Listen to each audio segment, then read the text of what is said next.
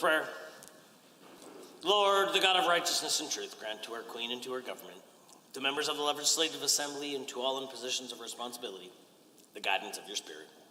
May they never lead the province wrongly through love of power, desire to please, or unworthy ideas, but laying aside all private interest and prejudice, keep in mind their responsibility to seek to improve the condition of all. Orders of the day, orders du jour. Under Government Bills and Orders for third reading, Bill 14, Provincial Court Sexual Assault Awareness Training Amendment Act 2022. Honourable Ms. Isaac. The Honourable, the Associate Minister, Status of Women. Thank you, Mr. Speaker. Good morning. I rise today to move third reading of Bill 14, Provincial Court Sexual Assault Awareness Training Amendment Act 2022. As we all know, a well-functioning justice system is key to keeping our neighbourhoods, communities, and province running properly and safely. The courts are an integral part of this, as are judges who are in charge of their courtrooms, including the overall conduct of and the experience in the courtroom. The life experiences, circumstances, and perspectives of those who come to their courts, either by choice or requirement, can be varied and complicated. And it can be a very nerve-wracking process and experience, particularly for victims who are testifying. Vulnerable Albertans and those who are not familiar with the court process, including families of victims. Sadly, we know that victims, some of them, never appear in court because they have sadly lost their lives.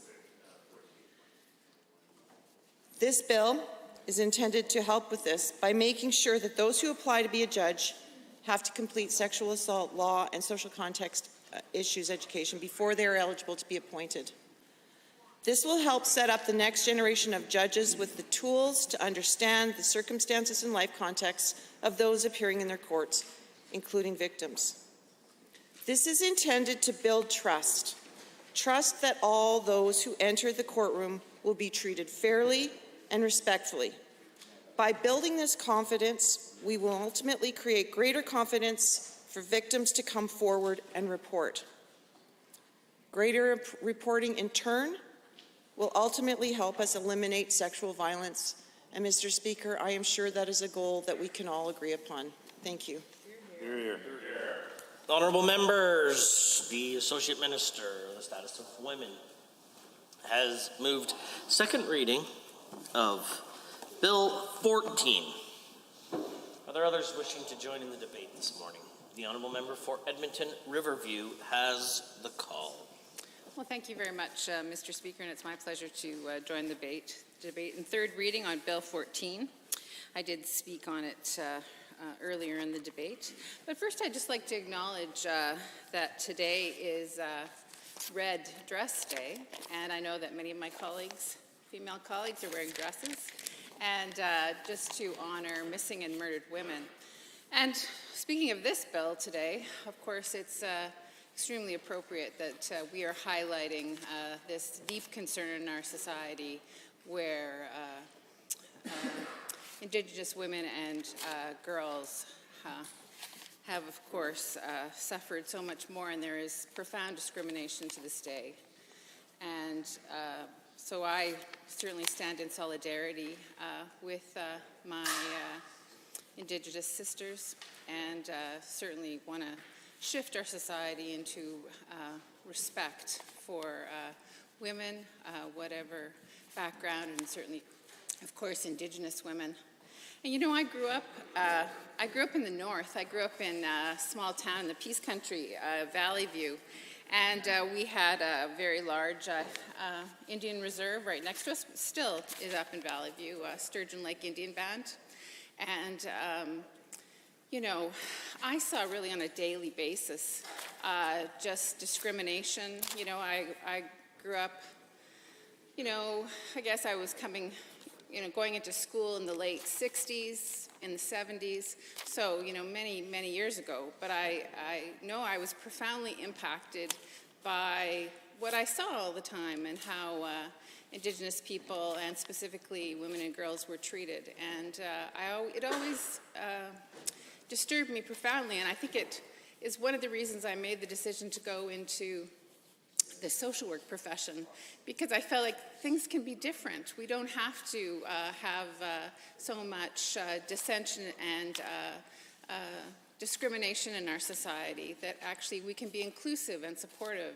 And so I did make that decision more than 30 years ago, and here as an elected official, and certainly as part of the NDP caucus, I'm so proud of the work my colleagues have done to really make sure that all Albertans are counted, and specifically on this day, today, that Indigenous women and girls are honored and respected. And so I wear this red dress in honor of that.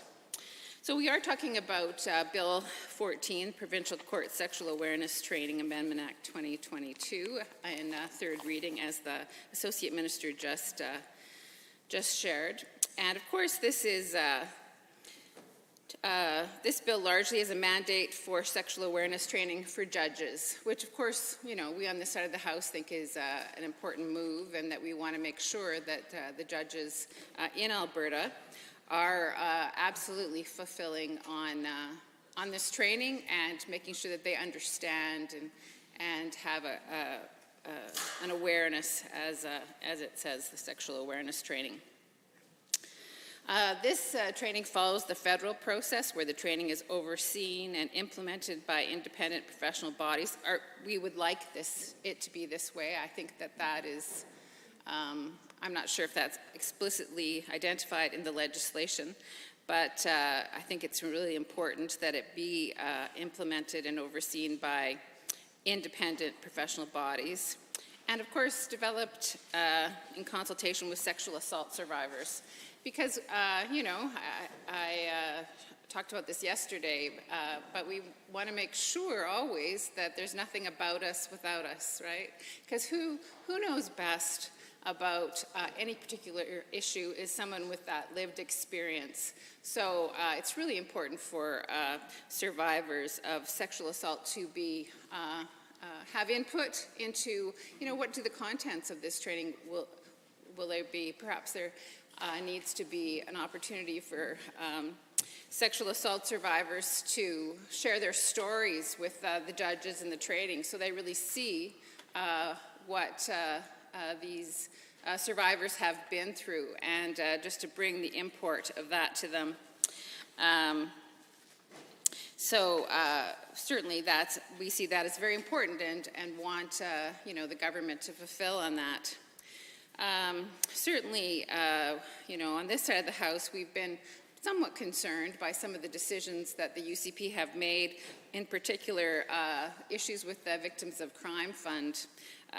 We know that survivors have been denied access to the fund, you know, shortened time limits for reporting, and we know when you've been through this, you know, type of experience of, you know, having a sexual assault or some, you know, attack, that oftentimes it takes, you know, several, sometimes even years, for people to feel they have the fortitude, the willingness to step forward and talk about it, because it can be very traumatic for them and very difficult for them to go forward. So I guess this is another area that, you know, speaking about the same population that this bill is addressing to support, that the UCP would be encouraged to understand, you know, the lived experience of survivors and why they need that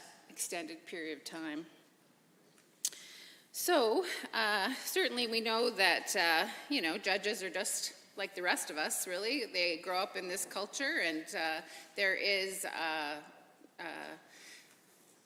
you know, it's sort of the fishbowl that sometimes we don't know the water that they were swimming in, and so that's why this sexual awareness training is so important, because we grow up with attitudes perpetuated from, you know, previous thoughts that are antiquated now, and we certainly have, as a society, moved forward, in a most fundamental and in most fundamental way, I guess, like women are no longer chattels. At one time they were. We're independent people who have our own human rights. And sadly, sometimes some of that antiquated thinking is still very much part of our society. And of course, the rape mythology, where prejudice, stereotyped, and false beliefs about sexual assault are perpetrated, is something that needs to be, people need their awareness raised about it, and judges specifically, of course. And with this sexual awareness training, I hope that that will dispel those mythologies. Because, it happens still to this day. Sexual aggression is excused. And also sometimes this creates hostility towards the victims themselves and biases criminal prosecution.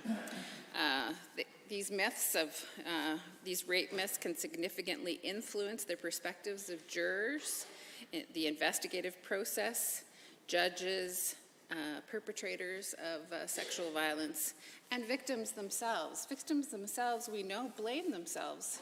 They often say, well, I should have done this, I should have done this, I should have done this. But again, this is all part of not understanding the issue. And certainly when I was younger, I would hear, well, you can't, don't wear those clothes, or you have to look a certain way, or make sure you're not walking at a certain time of day, and you shouldn't walk here or there. There were so many rules for me as a young girl, woman, growing up in a northern Alberta town, that, let's face it, it was a kind of a rough town. We had, a couple bars in town, and one of them was called the Zoo, because it literally was the zoo. So it was very important that we did not go near the zoo, because who knows, there'd be some guy there and he might grab you or something. I certainly was told this all the time when I was a kid. And I remember thinking, how come it's all about me? Why is it me that has to change? I'm not doing anything wrong. I'm just existing on the planet.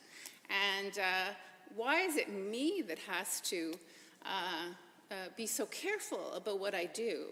Is it, I'm provoking somehow these negative, sexual interactions or whatever. And I always felt that was outrageous. That made absolutely no sense to me. But that absolutely was the culture that I grew up in. And I had a lot, perhaps I still do, I had a lot of anger as a young woman because of that, because I felt like, hey, this isn't fair. And of course that has spurred me to stand up in many different ways throughout my life to, say, hey, this isn't fair, and why are girls being unduly blamed or told to be responsible about their deportment, but guys can do whatever they want.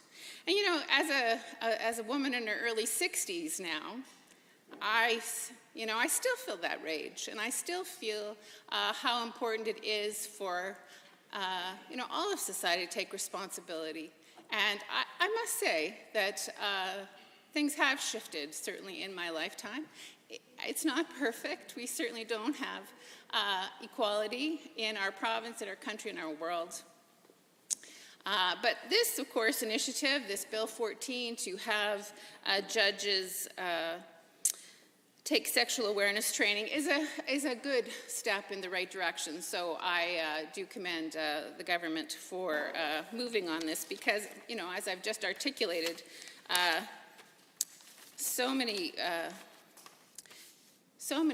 judgments against women or girls still continue to this day, and sadly still cases before the court are prejudiced against the survivors. And I certainly do hope that this training goes a long way to alleviating those kinds of prejudices and stereotypes, about women and girls, and that fair decisions are going to be made in our society.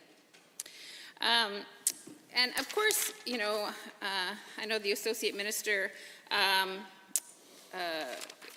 think we've talked extensively about how can we, besides this legislation, and this legislation, as I said, Bill 14, is a positive step in the right direction, but there is so many other issues in terms of equality for women in our society. And I always like to reference the Canadian Centre for Policy Alternatives, because on an annual basis they rank, you know, the best and worst places in Canada in terms of major cities for women to live.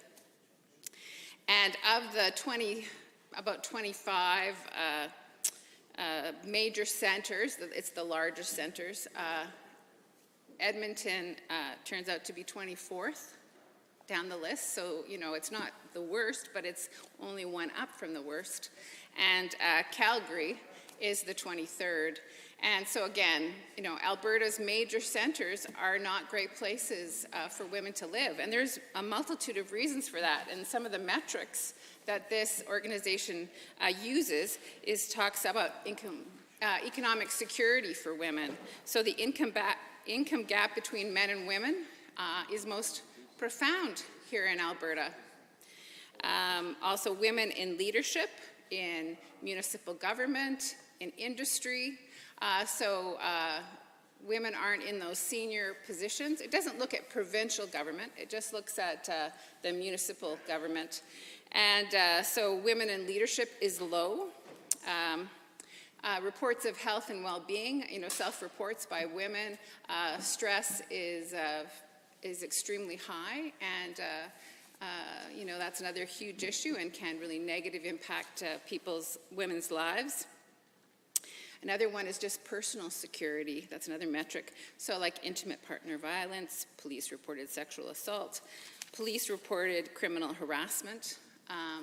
And so, of course, that fits very well with Bill 14 as we move to make sure that judges have training so they don't have prejudices against the survivors themselves. So personal security, we have high rates of all those things that I just said: intimate partner violence, police-reported sexual assault, and police-reported criminal harassment.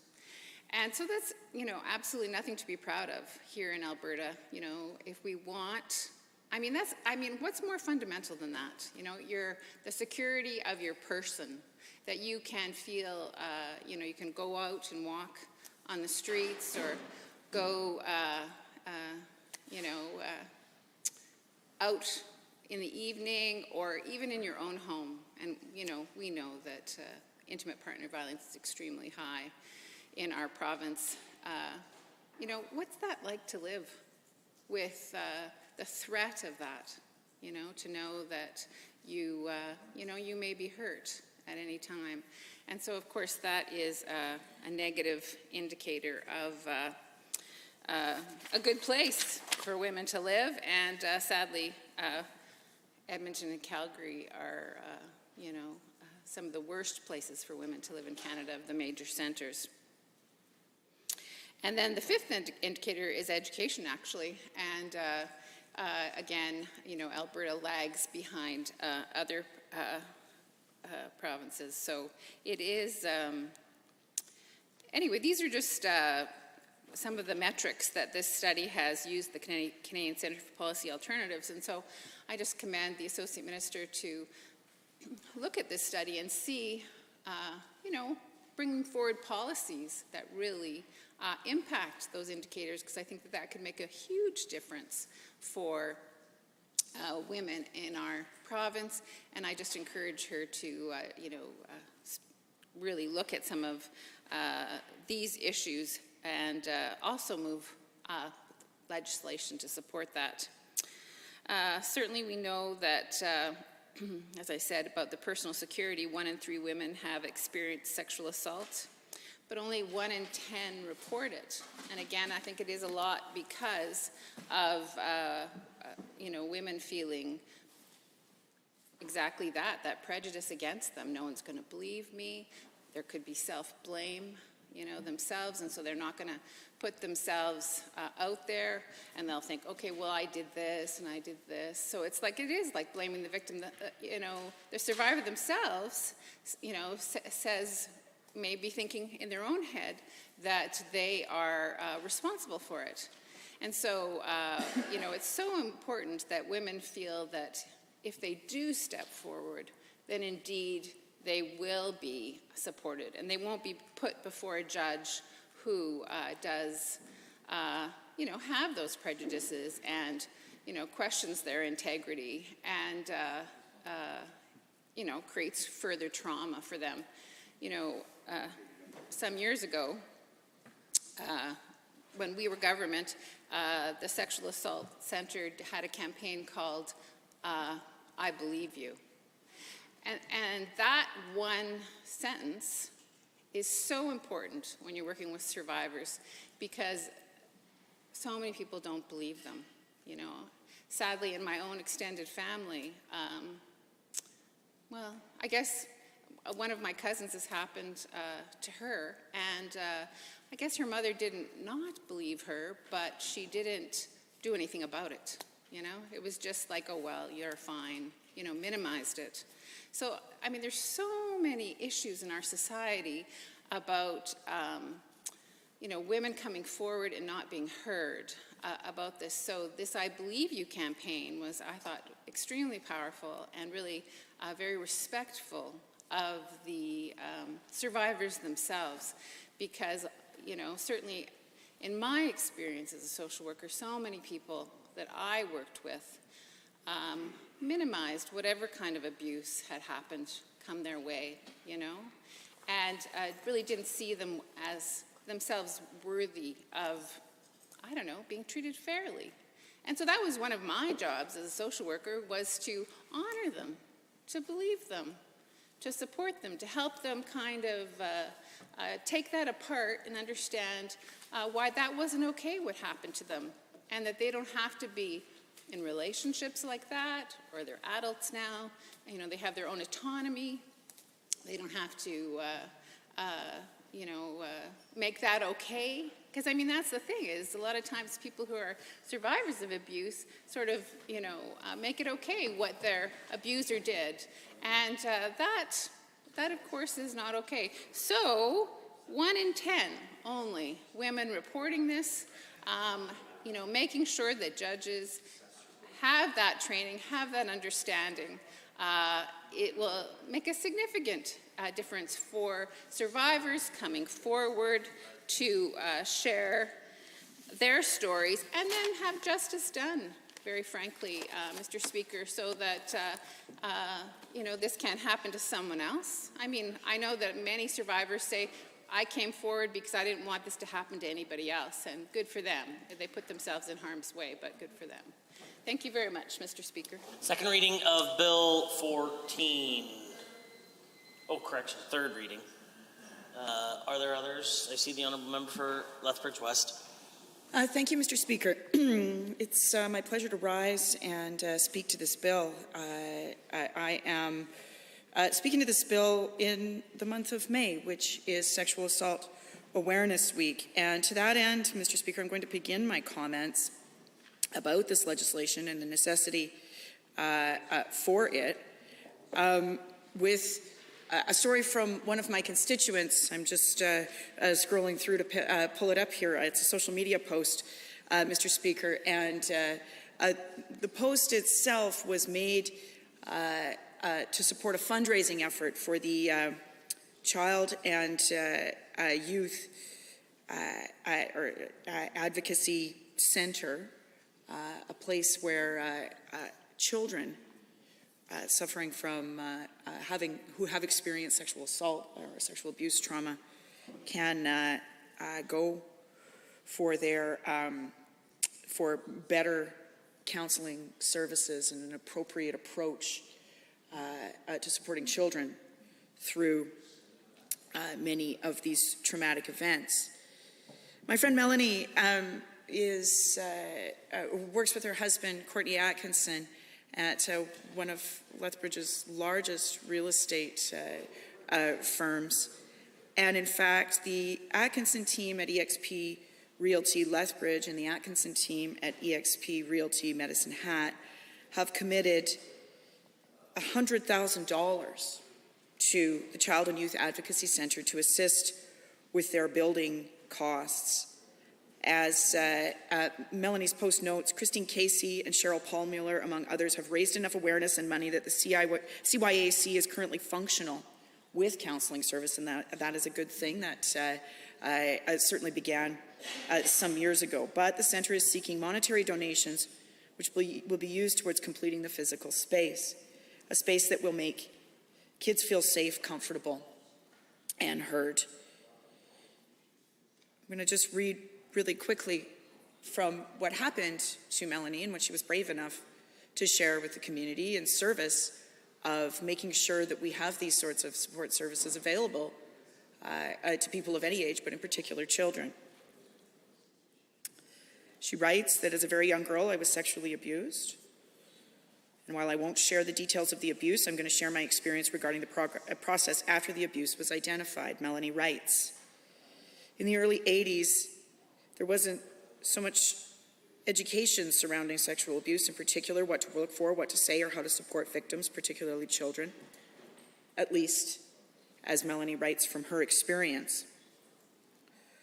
When the person in question was found to be a molester, she was taken to meet a social worker in a very clinical, dark, and unfamiliar space. It was scary, uncomfortable, and being there for 1 hour, she asked to never go there again. She was introduced to the social worker, taken from her mom, and placed in a mahogany office alone with someone she had never met. From there, she was given 2 dolls and asked to replicate the abuse. She left without any understanding as to what or why what was happening.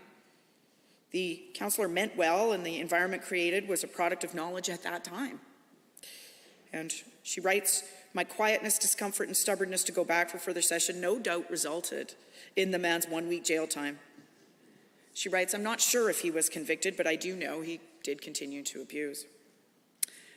Things have changed drastically since then, Melanie points out, but that change needs our help.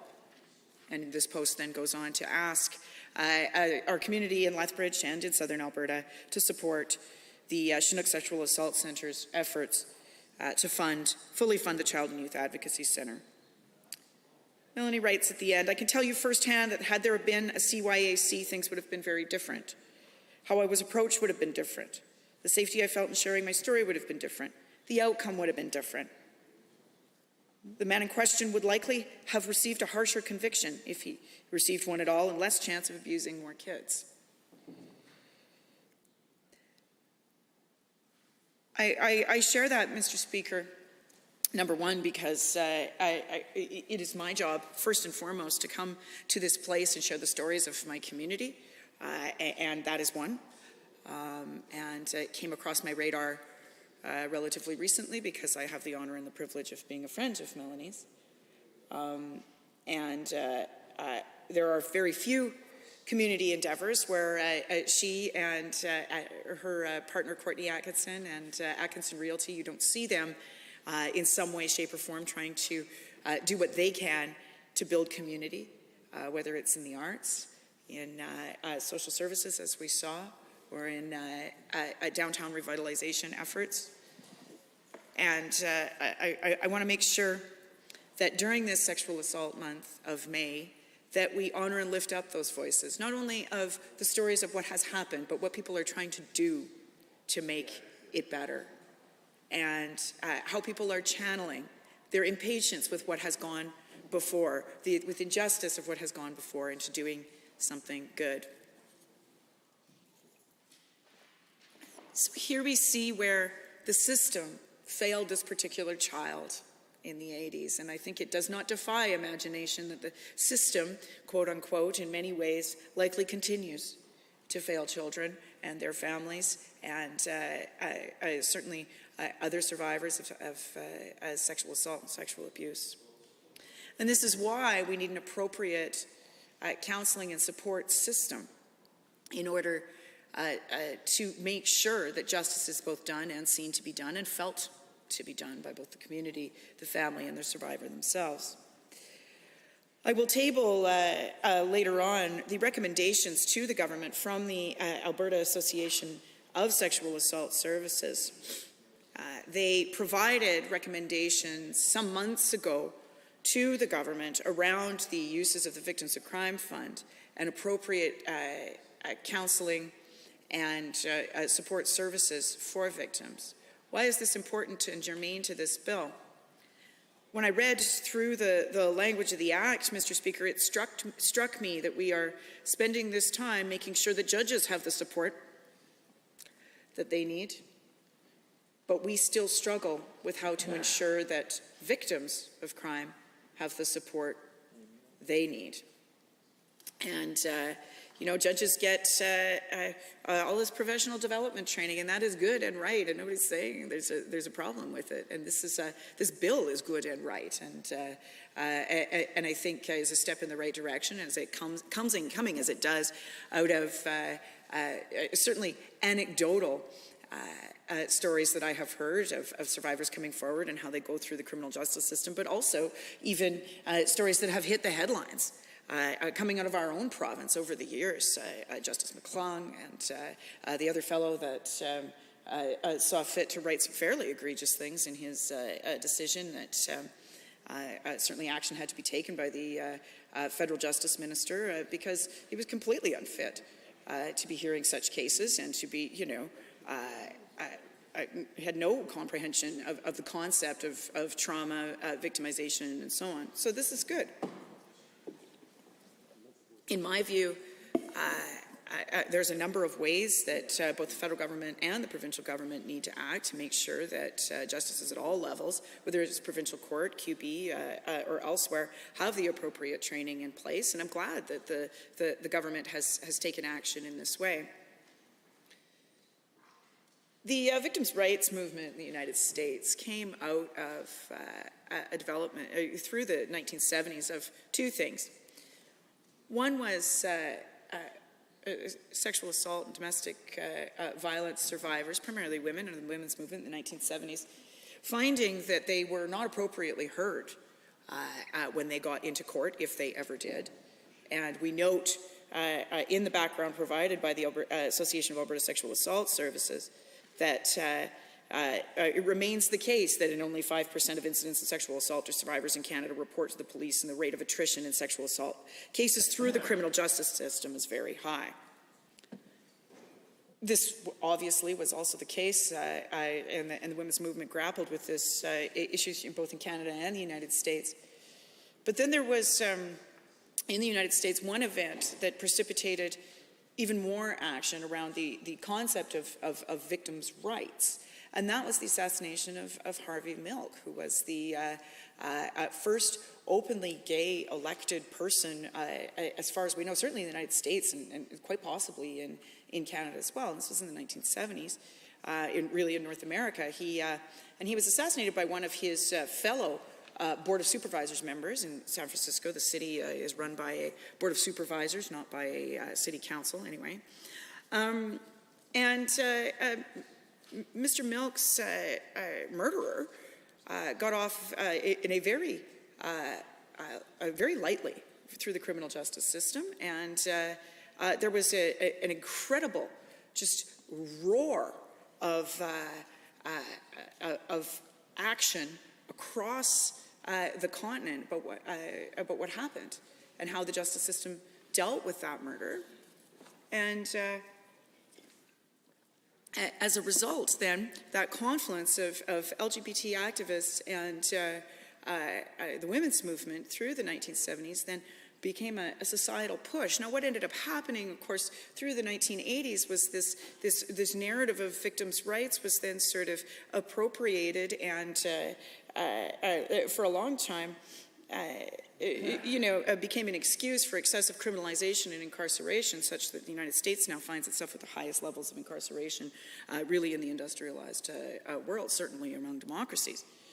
But the kernel of it remains that victims of serious and egregious crimes both need to have an appropriate support through the criminal justice system, and justice needs to be done by a criminal justice system that understands the trauma that, and the harm that has been caused to people and the life-altering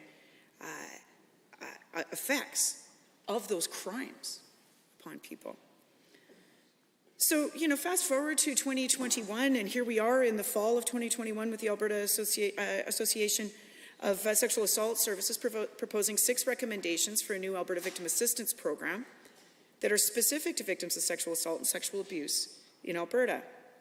And one of them is the approval of applications and adjudications of any appeals taking into consideration the unique characteristics of sexual assault trauma and the barriers and challenges that victims face as a result of the societal context of sexual violence in our province.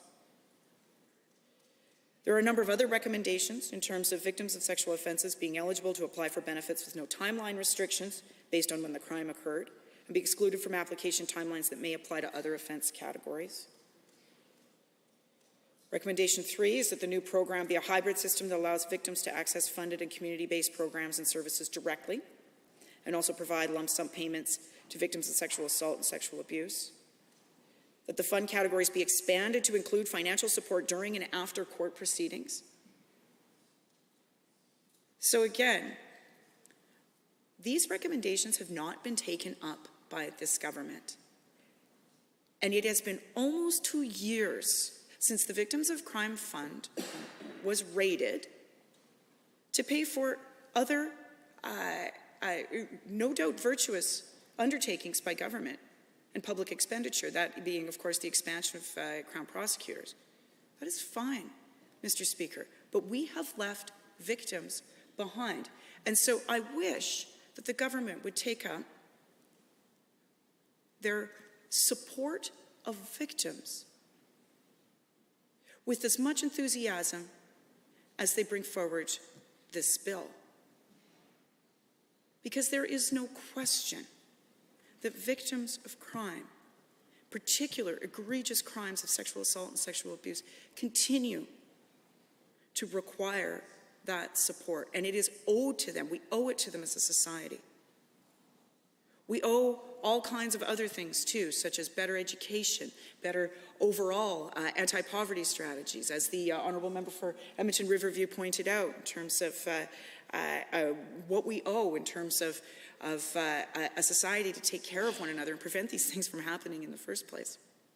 But once they are in that criminal justice system, we need to make sure absolutely that judges are disabused of their preconceived notions, stereotypes and so on, but also that we as a society have done everything we can to repair the damage that has been done to victims.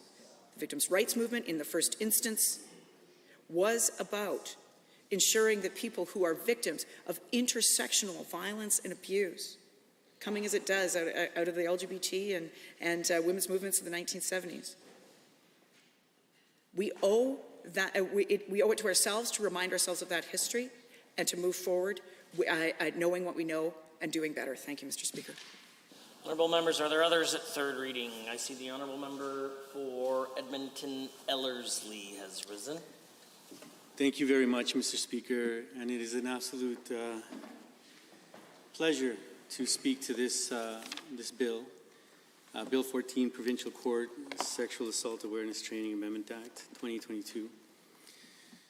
And when I did get up to speak to this bill previously during second reading, it was near the end of the morning, and I didn't have a lot of time to put some ideas on the record.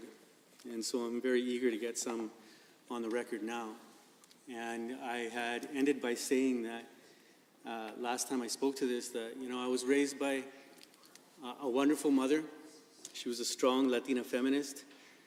I was mentioning that she was the kind of woman that didn't take any, how could we put it? I'm thinking of a specific word, and wouldn't take any. Yeah. Okay, I'll go with that. I'll go with that. It was said for me, but yeah, that's the one that I was thinking another word because she was super serious and super strict. And You know, my mother, when I was at a very early age, she would tell me, you know, I'm not your maid. And she would make me wash my own clothes, iron my clothes, do things around the house. And I remember having discussions with my mother about how, oh, you know, things are changing. And she expressed to me one time that, you know, there's always been individuals, regardless if they're women or men, who just believe in a fair society.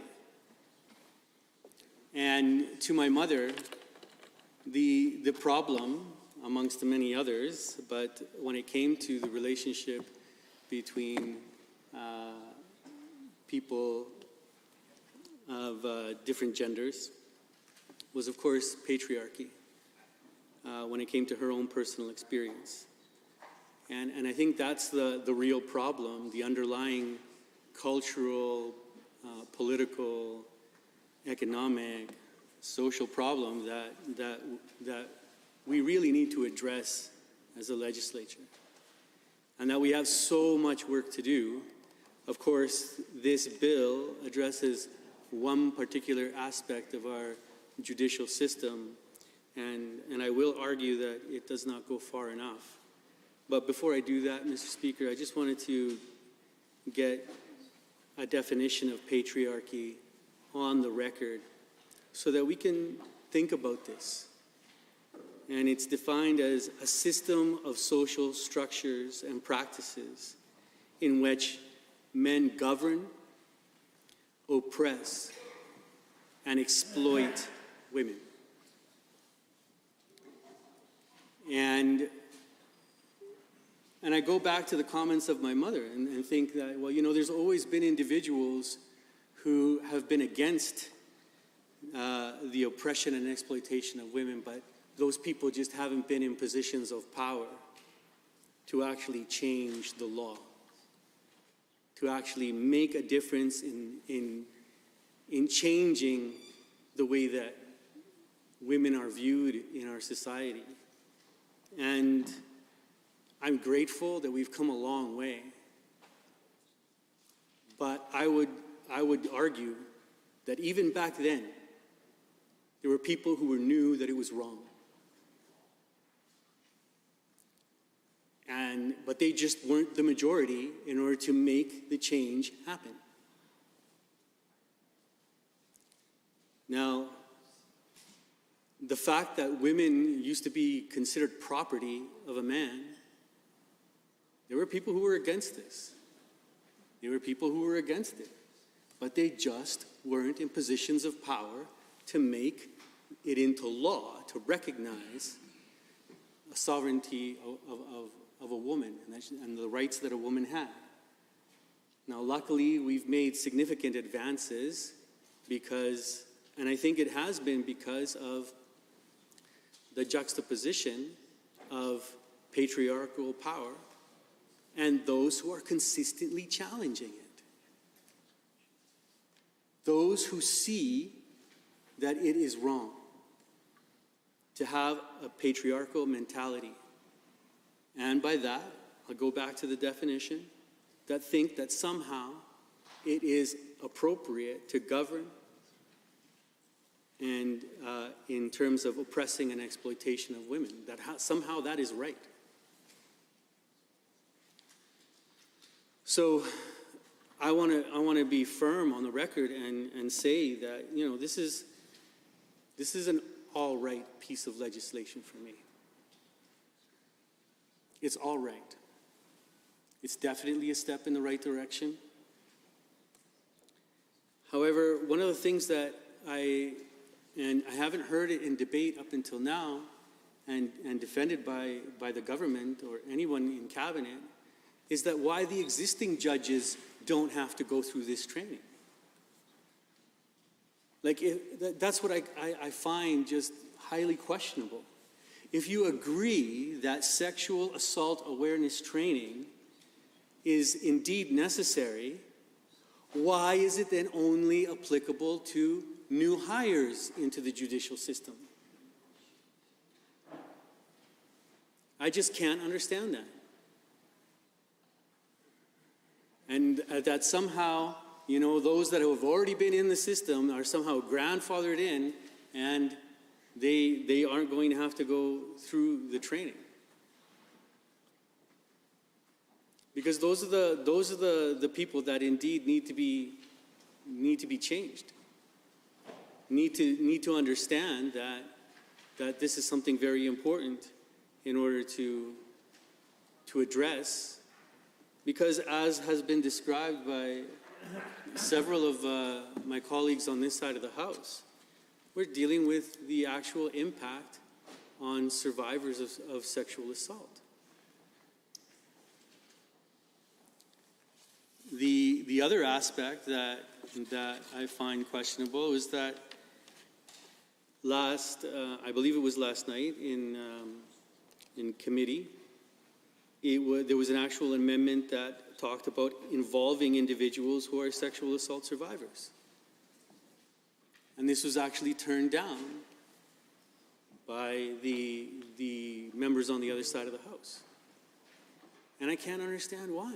Why wouldn't you want to include individuals who are survivors of sexual assault and make sure that they're involved in any kind of educational program,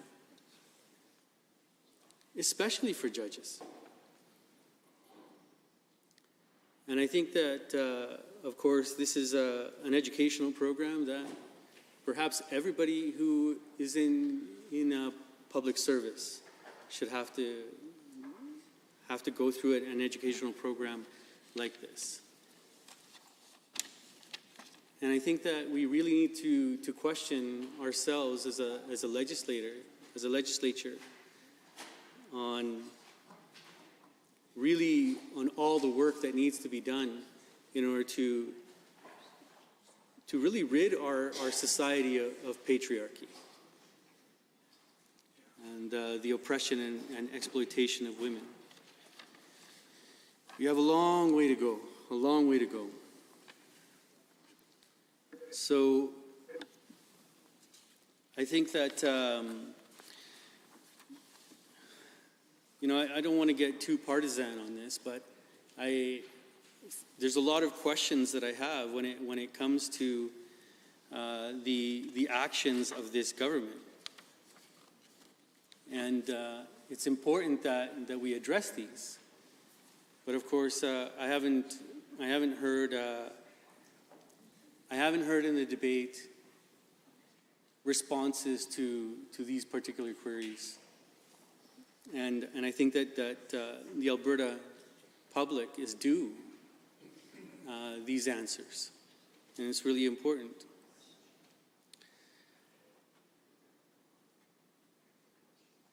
So we know that, for example, at the federal level, there's a private member's bill before the House of Commons that seeks to update the federal legislation that mandates sexual assault law education and social context training. And it was introduced in February 7th of this year. And so why did the Associate Minister choose to leave intimate partner violence out of the scope of this legislation? Particularly since tracking the rates of police-reported intimate partner violence is one of the performance indicators of the Ministry of the Status of Women. This is an important one. And I think that it's really important to address that, all kind of sexual abuse, sexual assault, all of that is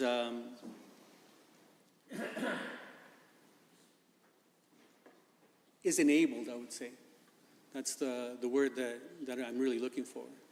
Because it's enabled by a patriarchal system that somehow sees women as less in a society, so therefore it's okay to abuse them. That's the cultural context in which we are, Mr. Speaker.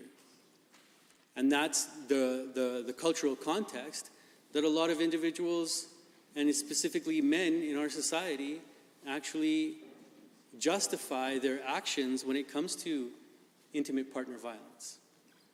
I've heard from a number of constituents who, going through sexual assault experiences with their intimate partner, and police will show up at the residence, and rather than believe what the woman is saying and how she's been attacked or assaulted, somehow it's like the men are just allowed to just carry on.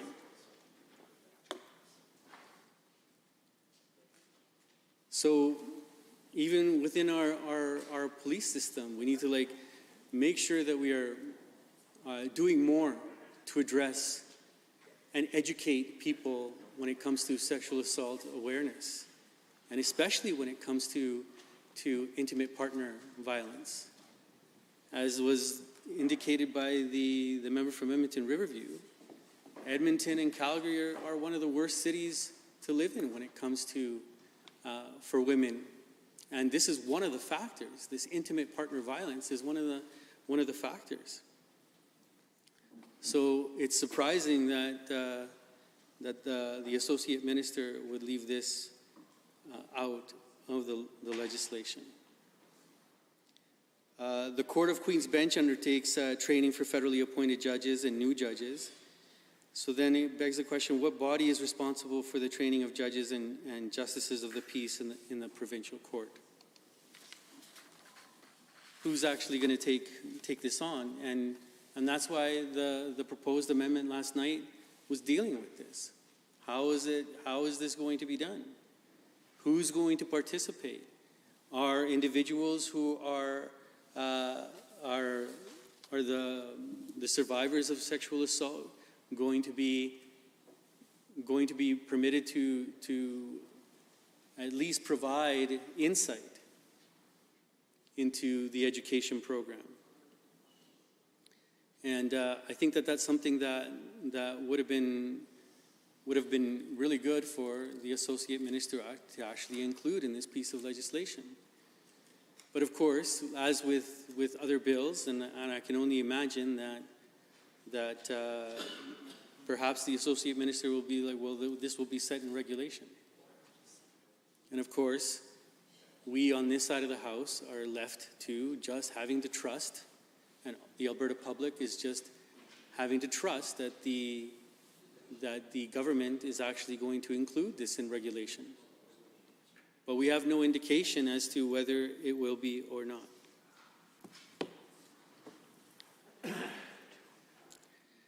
So this bill legislates a requirement that in the future, anyone seeking appointment as a provincial judge will be required to undertake sexual assault law and social context training.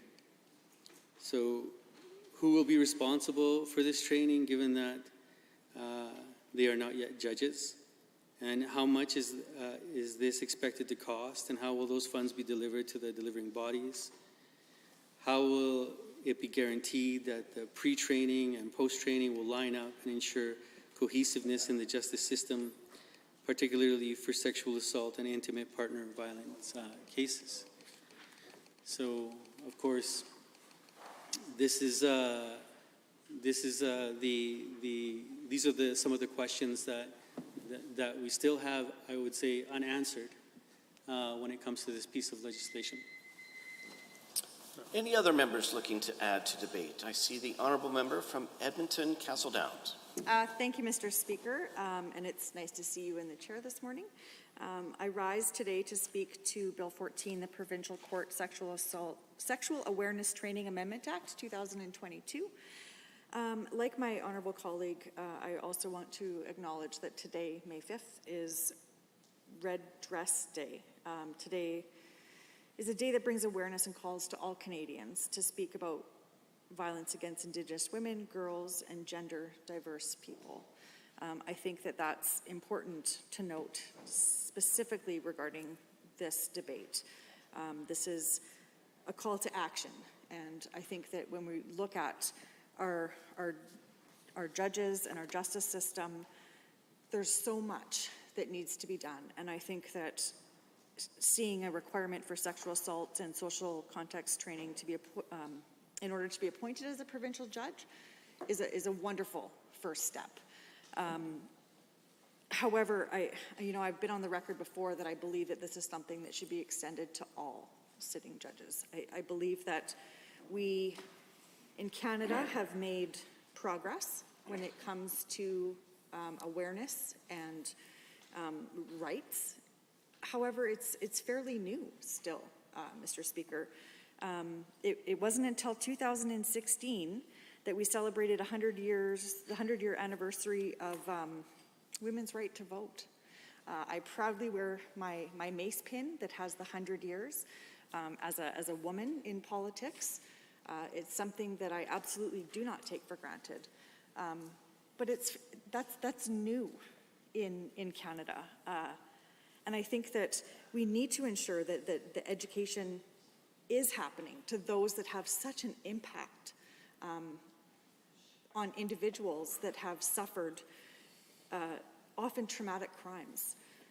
When we look at Canada and our justice system, it wasn't until actually January 4th, 1983, that it became a criminal offense for a man to for sexual assault against his wife. 1983. And unfortunately, there is still a marital myth that exists within our justice system. We saw in 2017 a justice use marital rape myth in his decision between a husband and wife and whether or not a sexual assault occurred.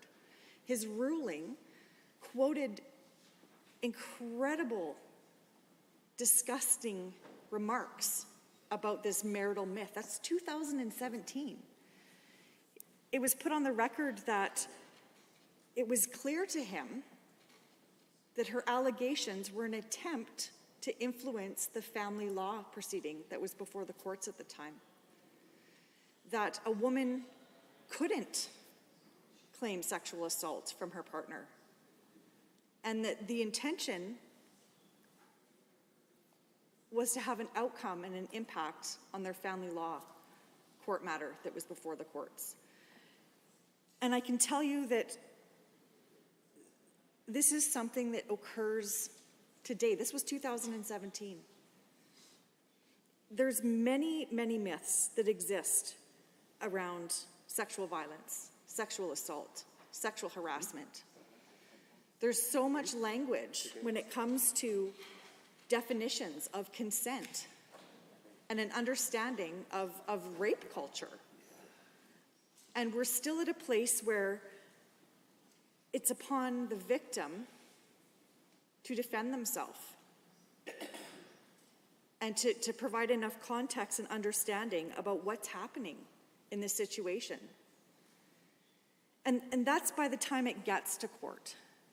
We've heard in this chamber significant statistics around sexual assault and sexual violence and sexual harassment. And we know that for it to actually get to the court process is a very, very unlikely outcome. There's so many barriers when it comes to individuals reporting sexual violence.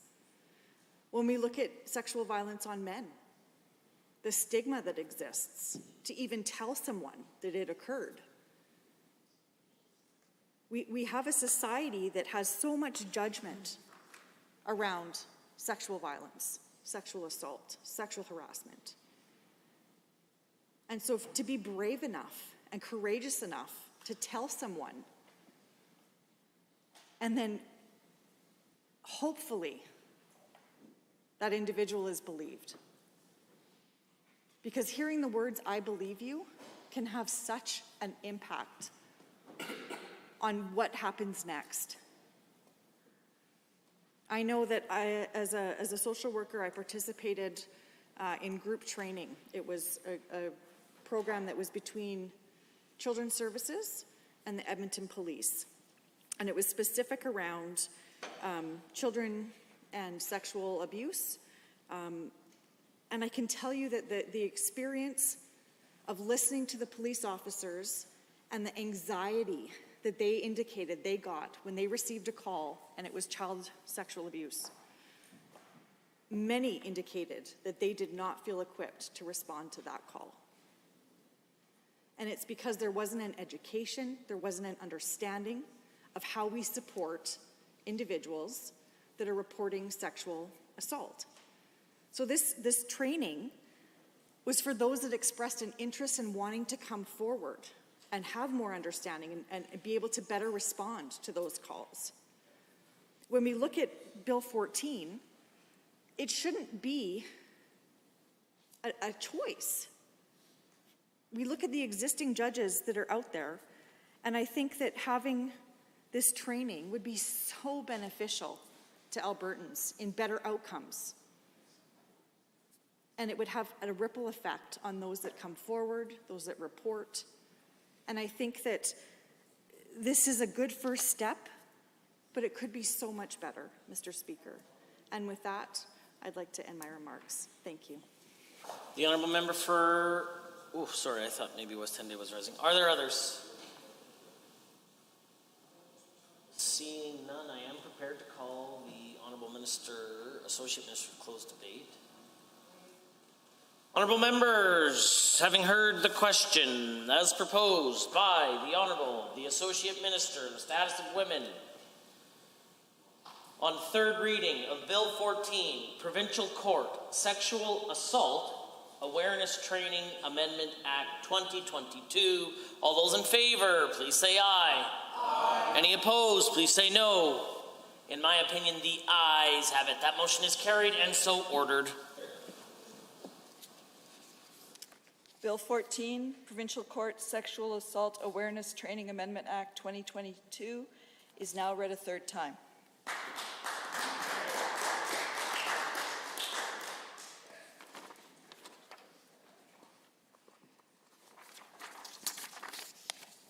Under Government Bills and Orders for second reading, Bill 22, Electricity Statutes, Modernizing Alberta's Electricity Grid Amendment Act 2022.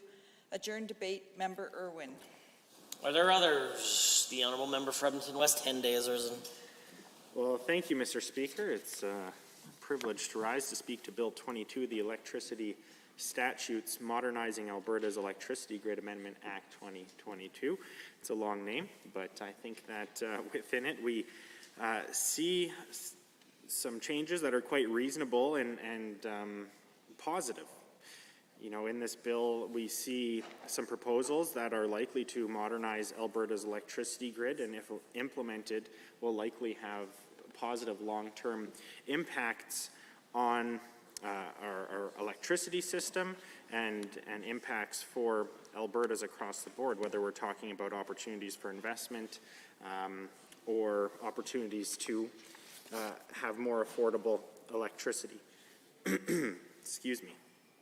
I've appreciated the debate that we've heard so far, and it's nice to be able to stand in this House every once in a while, not too often, but every once in a while be able to agree with the decisions that this government is making. Obviously, the idea of modernizing the system, specifically in one key area we are talking about in terms of battery storage, it's an important step forward and something that is increasingly becoming prominent in terms of our ability to provide a sustainable and reliable energy to Albertans and to all of the world, really. Again, when we look at battery storage resources, it seems like there's a lot of potential here, quite clearly, and also a lot of concern, I suppose, about the ability of it to disrupt the status quo, and especially in a system like our own, where for so long we have been dependent on coal, and we continue down a path of transitioning away from that, which is positive, in my opinion, Mr. Speaker. And while we in the opposition and the current UCP government might disagree about how we get there, I think through this legislation, specifically again around the opportunity for providing a regulatory framework for, in this instance, battery storage is an important move and something that we need to move forward as quickly as we can, as long as we get it right, Mr. Speaker. Now, I would highlight, as many other members, many other colleagues of mine have brought forward, that we had seen similar legislation introduced last fall, and the government made a decision to essentially abandon that, and now we see it reintroduced 6 months later. And so I'd be interested to find out exactly what happened through that process, if maybe they got some pieces wrong, if some new supplemental information came forward that they felt was important and was potentially missing from the legislation previously. I'd be interested to find out what has changed over that 6 months. Maybe the minister can answer that. The fact is, again, while this legislation is incredibly important as we look to transition to more renewables, which is an important endeavor, Mr. Speaker, but the fact is we currently are faced with skyrocketing bills, and while this legislation is important for the long-term sustainability, reliability of our system and ensuring that we are able to manage costs to consumers, the unfortunate piece that is missing from this government in terms of their own policies and direction is real support now, today, and in the near future to ensure that Albertans are able to afford their electricity right now, Mr. Speaker, because so many Albertans have come forward sharing their concerns with the cost of electricity, the cost of utilities across the board, and unfortunately we have seen a real lack of commitment on that issue from this UCP government. Of course, they've removed caps that would have protected Albertans on their utilities, among many other issues that we've talked about in this House. Of course, also included tuition and automobile insurance.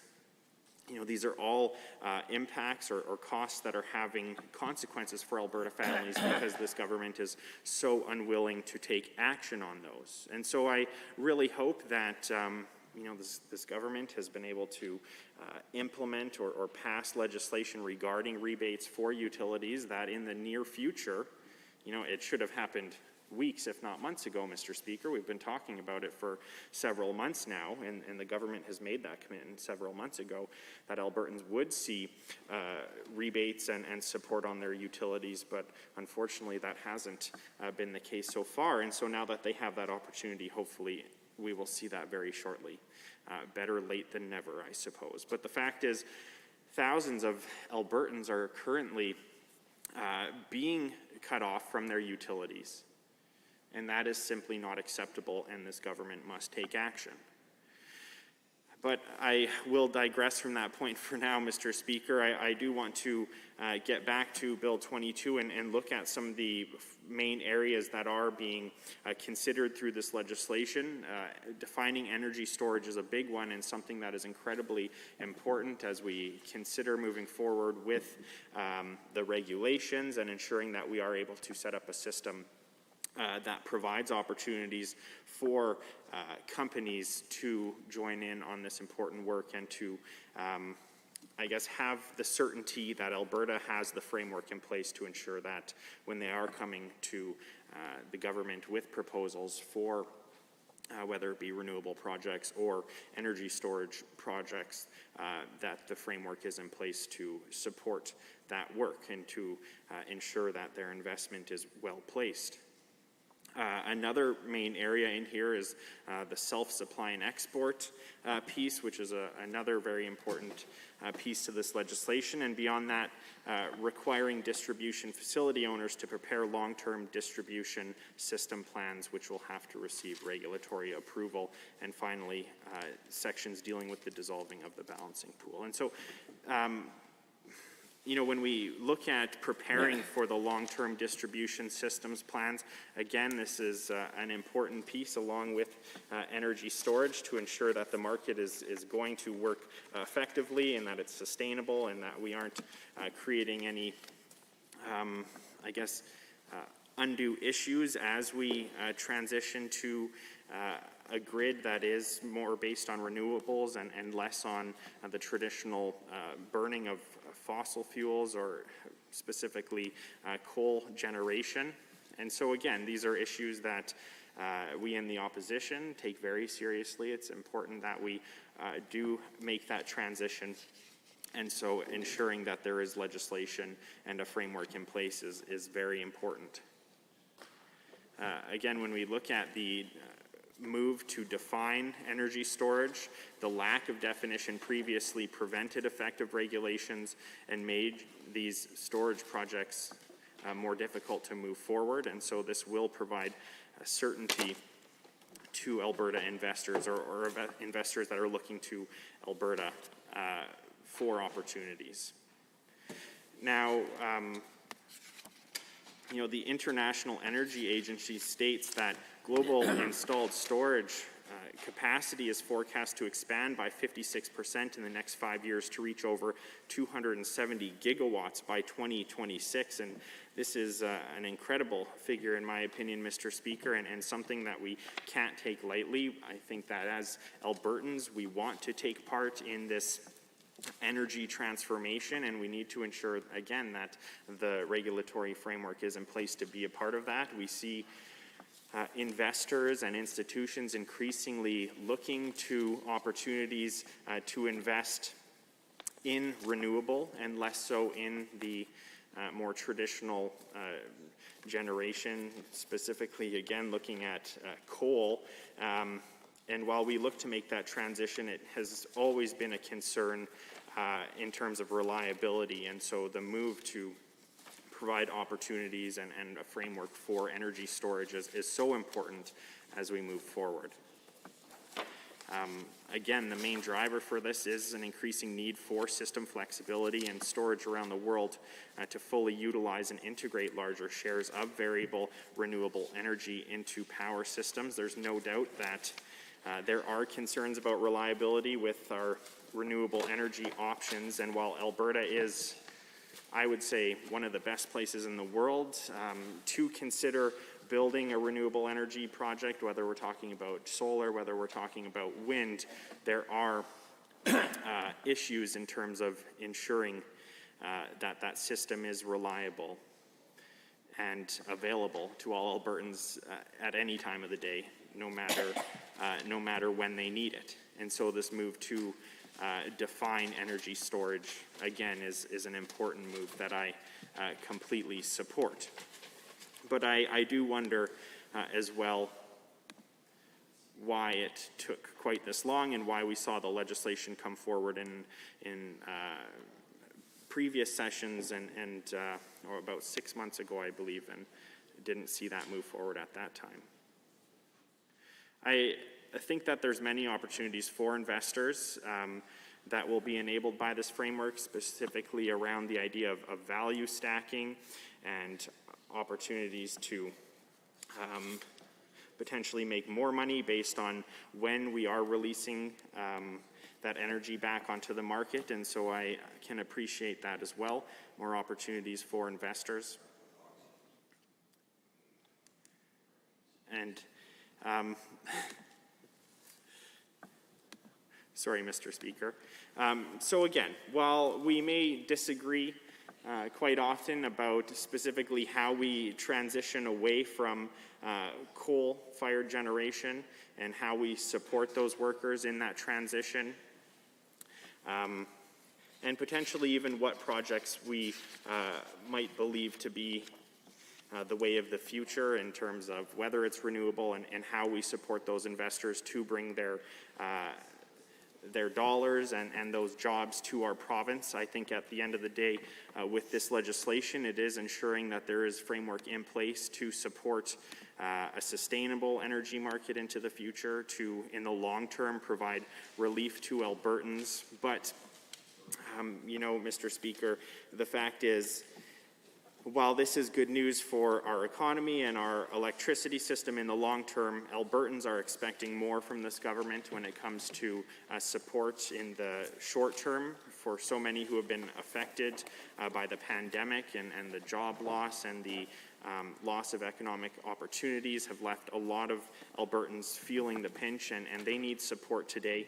And unfortunately, this government made the decision again to not extend the cap on utilities that we had previously put in place, and many Albertans are feeling that pain now. And so while I support this legislation, so much more needs to be done by this government because they have failed to support the Albertans who need it most. And unfortunately, right now, many of them are facing power cutoffs. If that hasn't happened already, that might be happening in the very near future. So with that, Mr. Speaker, I'll take my seat, but I do appreciate the opportunity to speak to Bill 22, the Electricity Statutes Modernizing Alberta's Electricity Grid Amendment Act 2022. I do see myself supporting that, and with that, I'll take my seat. Thank you. The Honourable Member for Edmonton Ellerslie. Thank you very much, Mr. Speaker. Again, like many of my colleagues, I see the positive aspects of this bill, and just wanted to summarize some of the things that are within my understanding. So, in this bill, we have 4 main areas. There's the defining energy storage, the self-supply and export. And then we have the required distribution facility owners to prepare long-term distribution system plans, which we will have to receive regulatory approval, and sections dealing with the dissolving of the balancing pool. So, of course, energy storage was previously undefined, and this is largely because energy storage has traditionally not been a factor in electricity grids. And the definition seems to enable energy storage projects. And the lack of definition previously prevented effective regulations and made energy storage projects more difficult to move forward. And this will allow energy storage to be integrated into distribution and transmission, which could help lower transmission costs over time.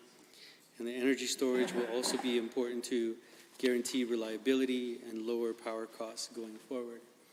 And on that note, I just want to say how constituents of mine who have been focused on being as environmentally friendly as possible, who have even put solar panels up on their houses, on their roofs, some of them on the roof of their house and their garage.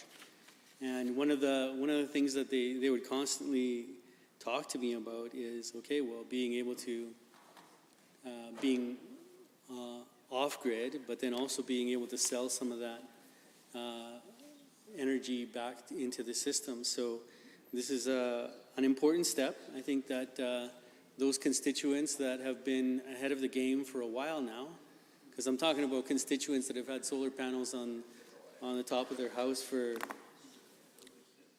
a decade, if not 2 already, who made the initial investment long time ago because they knew it was the right way to go.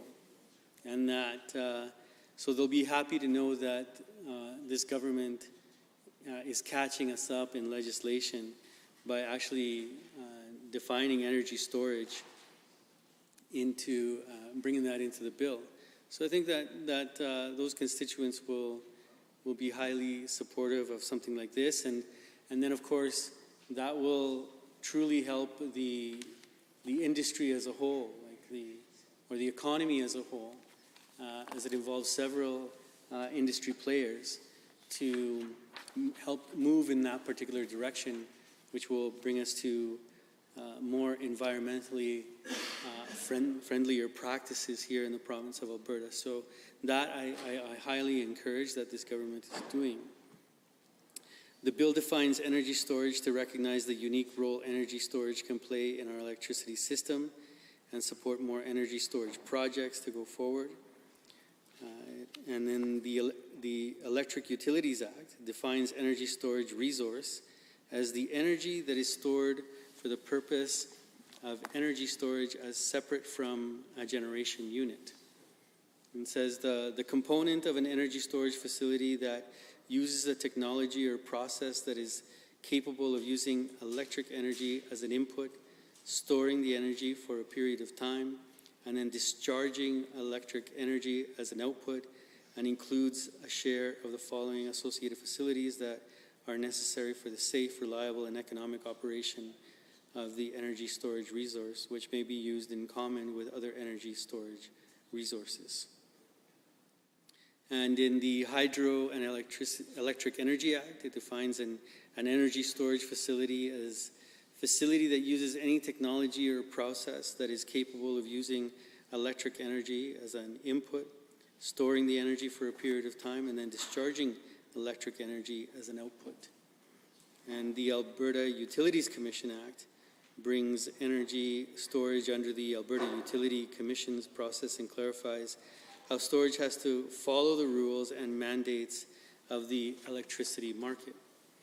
It enables storage as part of the distribution and transmission systems, but these storage facilities owned by distribution facility owners and transmission facility owners are prohibited from participating in the competitive energy-only market.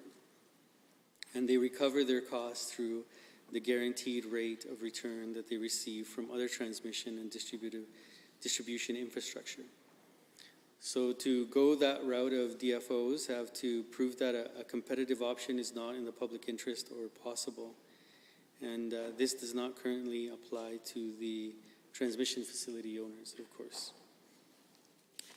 The bill speaks of allowing unlimited supply with export.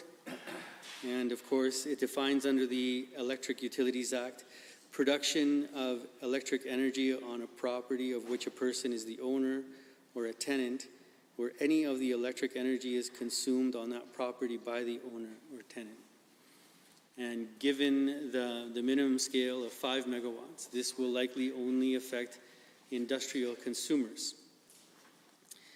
And previously, a self-supplier had to get an exemption to export. And cogeneration facilities that feed back to the grid are an example of that. Homeowners with solar panels that sell back to the grid are not affected by this, as the Alberta Utilities Commission has its own process for that. Under Bill 22, companies that are self-supplying and exporting can be required to pay a tariff by the Alberta Utilities Commission. And previously, self-supply and export facilities did not pay a tariff, which allowed them to lower their transmission costs, which then ultimately had to be paid by other consumers. And if done correctly, this could lower transmission costs in the long term. So facilities that were operational before January 1st of 2022 can apply to continue to be classified as industrial systems and continue under the rules that they currently operate. And certain facilities that technically fall under self-supply and export, but it might be desirable for them to produce electricity, can be regulated separately. And flare gas is one example that this may apply to. Nigel Banks estimated that in 2020, around 5,004 megawatts of approved capacity in Alberta was classified as industrial systems, and Alberta had a total capacity close to 16,000 megawatts. The bill also speaks about, as I mentioned at the beginning, requiring distribution facility owners, or DFOs, to prepare long-term distribution system plans, which will have to receive regulatory approval.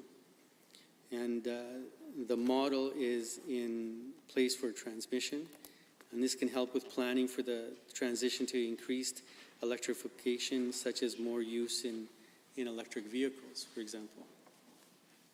And currently, it can be the case that the person that causes a need for a distribution system update has to bear the cost, which could be a user of an electric vehicle.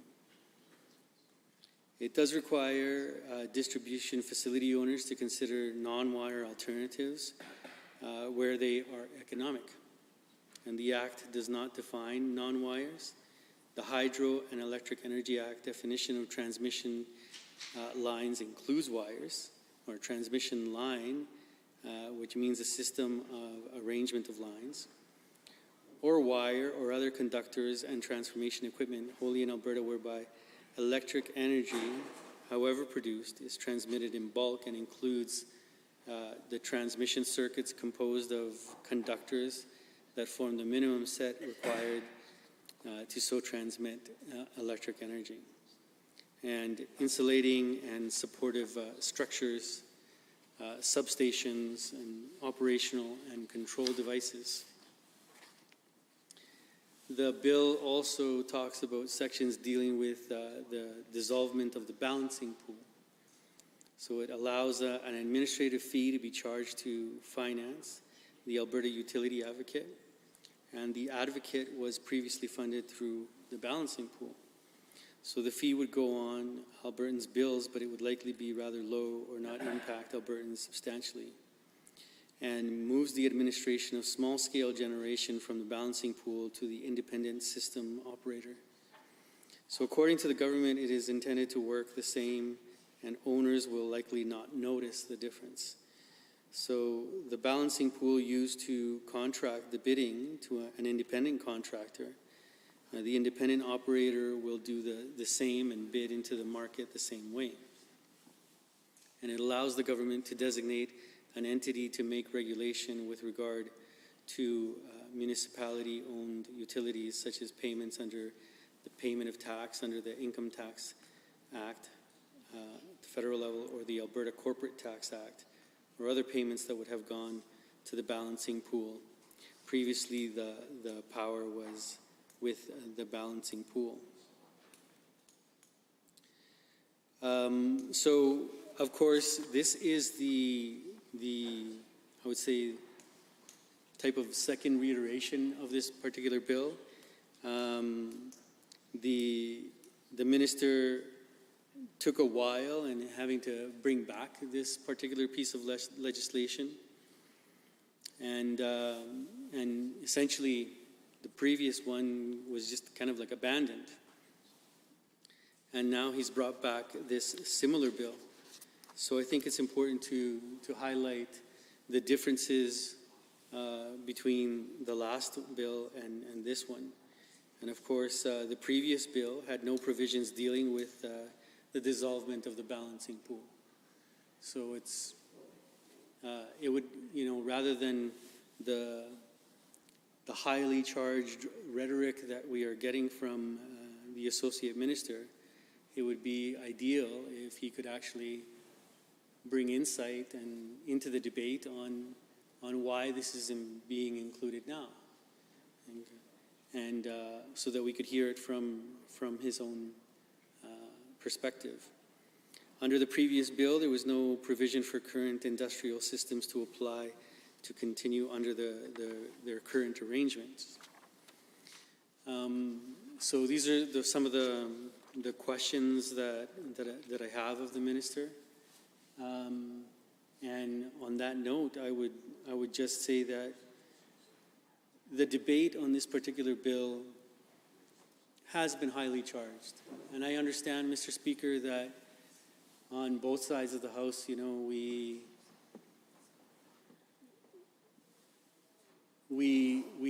there's rhetoric shared, I would say. But with this particular bill, I have to say how disappointed I am, because even right off the bat, this minister has just attempted to create discord in the House. And it's how can I say? It's just,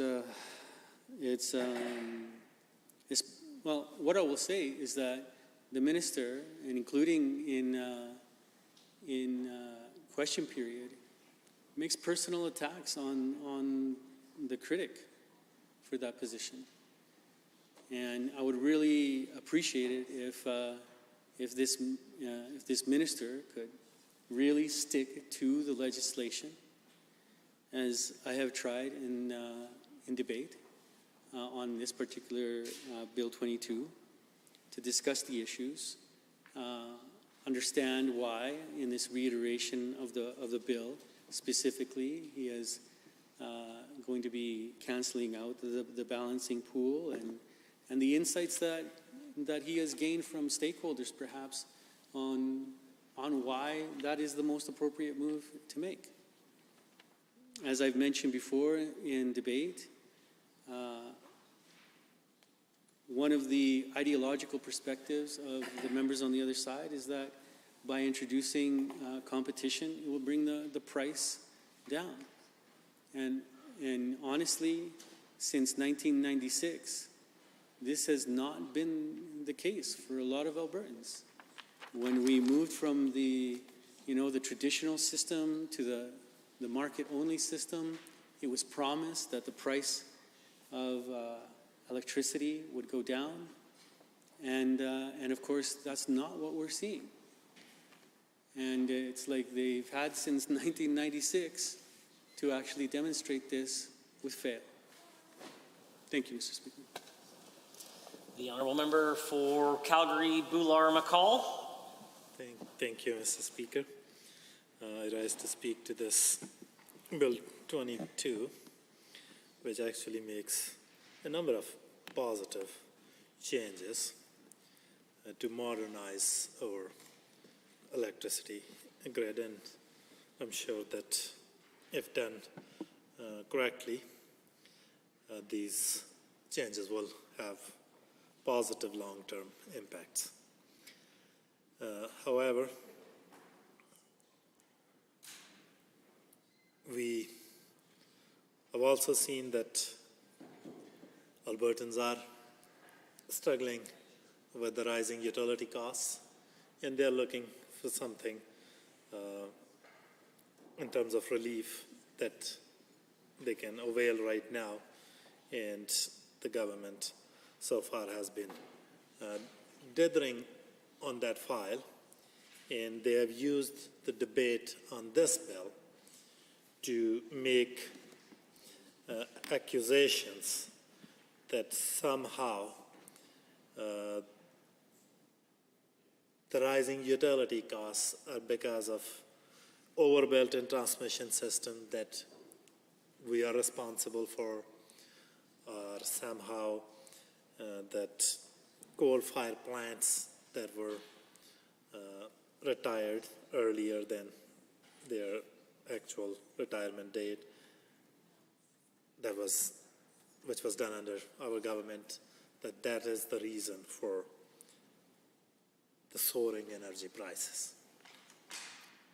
So I will briefly touch on that too, but let me say that the concept of energy storage is critical to a reliable and efficient electricity grid.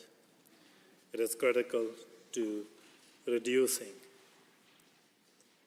GHG emissions, and we have technology now.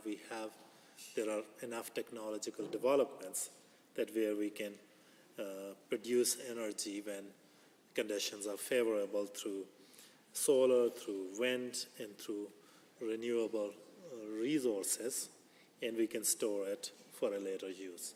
So that certainly is a step in the right direction, and that will help us make our grid more efficient, more reliable, and more environment friendly. So that is a good step. And similarly, I think the bill requires the distribution facility owners to produce long-term distribution system plans. Usually government doesn't like planning because they believe in free market, but now they're requiring those distribution facility owners to have those long-term plans through regulatory process, of course. That will again certainly help us make our electricity system a bit more reliable, a bit more predictable. So that's about this, and they're also dissolving balancing pool. Again, that's was PC's doing back in the day when they deregulated the market and gave sweetheart deals to their insiders through PPAs and all that. So they are now dissolving that. But 6 months ago, they have similar legislation that they abandoned and never said anything about it. But let's look at who was building transmission lines that they often blame that were built under our government.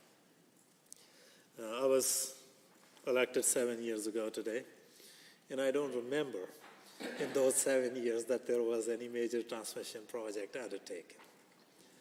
So that must be before we were elected. And back in 2009, 2010, PCs even granted themselves powers to approve transmission lines without any public consultations whatsoever. And that's when they started building transmission lines. I was critic for a little bit of this file. And both the major lines, that was Western Alberta transmission lines or Eastern Alberta transmission lines, they were both approved in 2012, Mr. Speaker. And for record, we got elected on May 5th, 2015. So that was certainly before we were elected to this legislature, before we were the government. So there was their predecessors who went on to build these transmission lines. And my colleagues who were then part of this legislature, member from Edmonton Northwest, member from Beverly, Clareview, and leader back then, Brian Mason, they were all opposed to this. They all cautioned government of the day that that will result in spikes in utility costs. But no, they did not listen. And somehow, when minister or anyone from UCP gets up and says that, oh, it's because of the NDP that they built transmission lines, two things come to mind. Either they are completely unaware of this file, what happened, incompetent, or they are not upfront with Albertans about this.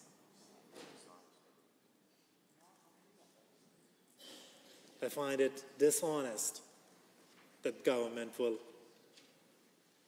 try to kind of jam every blame between 2015 and 19 and forget about the rest of Alberta's history. So those transmission lines that government mentions every day, minister mentions every day, they were built by their predecessors, by PCs. And we were opposed to those lines then. Second thing, that one day, minister even suggested that, oh, well, they didn't build it, but they didn't cancel it. So there is a thing called contract, and when it's signed, especially when they were signed by PCs,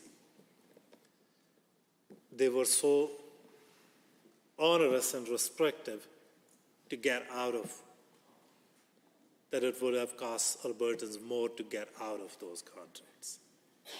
And that's what they have done with PPAs, that profit goes to private companies, losses come to balancing pool to be shared by all Albertans. That's what they did with Redwater Sturgeon refinery contracts. That's what they did with those contracts for senior homes. That's how they used to write contracts. that profits will be privatized, they will go to corporate owners, and losses will be socialized. And these contracts were no different. So there was the reason that no government would be able to get out of those contracts. Another thing that we get to hear, that we retired the coal power plants. And somehow that is the reason for energy spikes. So before that, again in 2012, there are 18 plants, coal plants, were 18 plants in Alberta, and 12 of those plants were shut down by Stephen Harper's Conservative government that Premier was a part of. 12 out of 18 plants. They were shut down, in fact, under a regulation called Reduction of Carbon Dioxide Emissions from Coal-Fired Generation of Electricity Regulation, Statutory Order and Regulation 2012-167. So before, I guess, talking about coal plants, I would urge the minister to learn his file, to read the developments, quite recent developments that have occurred under federal and provincial conservatives. And there were only 6 of the 18 plants that were remaining, TransAlta, ATCO, and Capital Power. They owned them. And not only we worked these companies, we also worked and consulted with those who were working at these sites. We provided $40 million to make sure that those who work at these plants have an opportunity to get retrained, have an opportunity to adapt and be able to maintain their jobs with upgrading in other sectors. $40 million was spent on that. And then government talks about $1.36 billion. Sure, that was the money that was pledged over 14 years to convert these 6 plants on gas so that Albertans have a reliable supply of electricity going forward. There was investment in our grid. It was not an investment just like on KXL, a pipeline to absolutely nowhere. Just a blind bet on Donald Trump getting reelected. $1.3 billion. So that's the background when government gets up and says that we shut down coal plants, and that's why, or we built electricity grids, that's why we are seeing spikes in the prices. There is another thing that they never mention why we are seeing rising utility costs. And they're so scared of saying that. And that's the corporate profits that are through the roof in last 6 to 12 months. And every time minister gets up, he talks about everything, but would never mention that there is that corporate profit thing.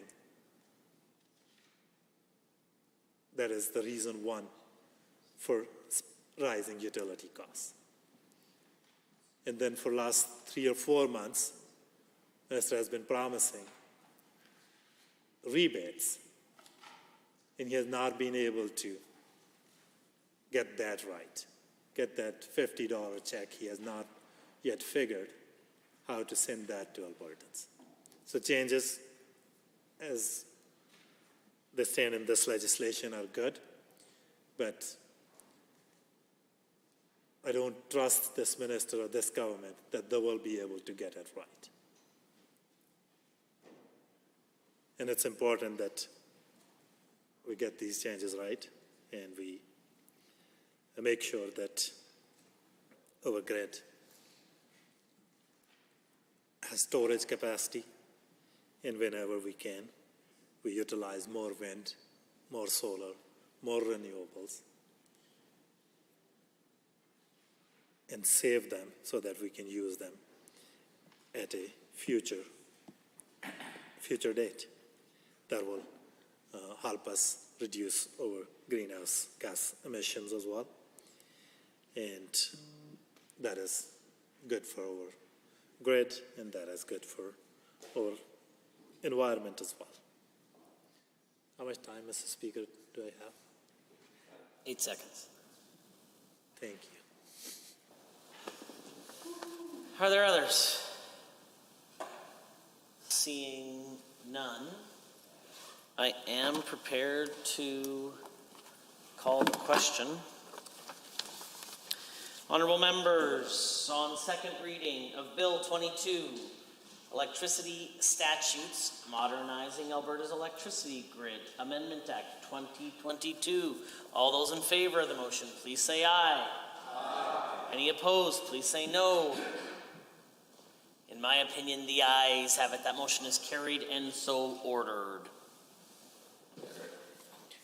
Bill 22, Electricity Statutes, Modernizing Alberta's Electricity Grid Amendment Act 2022 is now read a second time. Under Government Bills and Orders for second reading, Bill 21, Red Tape Reduction Statutes Amendment Act 2022. Adjourned debate, Mr. Shepherd. Honourable members, second reading of Bill 21. Seems to me the Honourable Member for Edmonton Northwest is rising. Yes, thank you. You saw my clue there. I had my mask hooked onto my glasses. I don't know if you've ever done that. It projected your glasses across the room with the elastic from your mask. I've done it several times over the last couple of years. Thanks for the opportunity to speak to Bill 21. And in reviewing this bill, one thing that strikes me is that, you know, it's these red tape reduction bills, right? It's kind of like throwing a new coat of paint on a very old idea, and an idea that I just generally as a legislator don't accept, which is omnibus legislation from a whole wide range of different areas and departments and ministries, and with no particular connection to one or the other. And so, Mr. Speaker, you know as well as I do, is that using omnibus legislation, or in this case, as they say, you know, putting a new coat of paint on it, calling it a red tape reduction bill, by having perhaps some ideas that have merit combined together in the same bill with something that's obscure and probably slightly devious or even malicious, cancels each other out, right? Quite frankly, if you have you know, ideas that are all just kind of jammed together in what I would say sort of omnibus legislation, then you've created something that that is usually pretty hard to vote for, quite frankly, unless you are just a well-whipped government member. Then you know, good luck, right? And so this is kind of that. I think Bill 21. It has 16 different sections to it, amending different acts in a whole number of different departments. There's a Animal Health Act change, there's a Child, Youth, Family Enhancement Age change, there's a change to Cooperative Acts, the Education Act, Health Statutes, Highways, Local Authorities, Election Act, Motor Vehicles Accident Claims Act, Municipal Government Act, Pharmacy, Provincial Parks, Lands, Railways, Residential Tenancies, Rural Utilities and Surveys. And so the challenge, if you could find a thread through any of those things, I mean, good luck, right? Of course, the government will say, well, it's all red tape, right? And away we go, and that's what we're here for, is to reduce red tape. But, you know, you have to look at each thing. You just can't have a checklist and say, you know, we can measure how many regulations that we've removed by weight somehow, just putting them all in a box and weighing the box and say, you know, we took out 15 kilograms of red tape, and so that's a good thing. You have to actually analyze these things and just make sure that there is there's no compromise to the public good and public safety and all of those things. Why people have made regulations and laws in the first place, right? Sometimes laws are outdated, right? You might have a law around, you know, which wagon should give way on Jasper Avenue for, you know, oxes or horses, and maybe there's not so many oxes and horse carts on Jasper Avenue anymore, and so you can change that law, right? But, you know, some laws work pretty well in perpetuity too, right? Around stealing and public safety, public health, and so forth. And so let's just take a look at some of these and see, you know, what actually this UCP government's trying to do with Bill 21. First one is around the Animal Health Act, removing regulation and removing the need to report notifiable diseases within 24 hours from legislation down to regulation. And so sort of downgrading this protection for animals and so forth. And so, you know, we just don't have to look any further than the front page of the news to be concerned about this downgrading of protection to our agriculture industry, because, of course, we're right in the midst of an avian flu outbreak, right, which is spreading across the province and the country in North America at quite a rapid rate. And so, you know, any compromise to the obligation to report notifiable diseases and to do it in a timely manner is a cause for concern. I remember, probably many of us do, you know, the mad cow disease issue, right? And it was really causing a lot of concern around our beef industry. And, you know, when the premier of the day intimated that you shoot, shovel, and shut up, right? That didn't go over really well because, of course, not only was it compromising one of our essential agriculture industries, the beef industry, but, you know, it had an element of dishonesty and lack of accountability built into it, right? And that really, when we make laws here and regulations and so forth, that is what they are all founded on, which is reliability and security and trust. And so, you know, making this change to the Animal Health Act, degrading the presence of notifiable disease within 24 hours from legislation to regulation, got to wonder what and why that is taking place here. Perhaps the minister can explain that to us. Second one, the second section that I see is in regards to the Child, Youth and Family Enhancement Act. And, you know, again, we don't have to look any further than the front page of the news to see that we've just witnessed the most deadly year on record for children in care. And then, you know, this red tape section is removing statutory time limits on residential facilities in the child intervention system. You know, again, just, you know, pulling out a electric third rail of concern that we have around the Child and Youth and Family Enhancement Act. You know, this change says that it only will apply to renewals, but you know, if this government was serious about only wanting this change to apply to renewals, they could have amended the Act to state that explicitly. Instead, they fail to do so. And again, that whole foundation of trust is compromised, I would suggest to say. And so, concern number two, just rolling through here. The third section that is being changed in this Bill 21 is around the Cooperative Act, and just want to know what these changes, have they been consulted? Is it something that cooperatives have in fact asked for, right?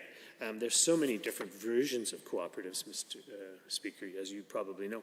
And, you know, they're engaged in so many different industries you know, not necessarily having a lot in common. And so, you know, is there some particular part of the cooperative community in Alberta that was looking for changes? There's in fact 90 subsections that are making changes here that make changes to the Cooperatives Act, so it's not insubstantial. One of the ones that's most significant is that the bill now would only require 25% of the members of a cooperative to have Canadian citizenship as opposed to 50%. I mean, I think that that's is probably not unreasonable. Just curious to know what precipitated that. Though, the government also is stating changes to make more use of electronic records and processes for a lot of the paperwork that's concerned around cooperatives. I mean, so that seems pretty straightforward.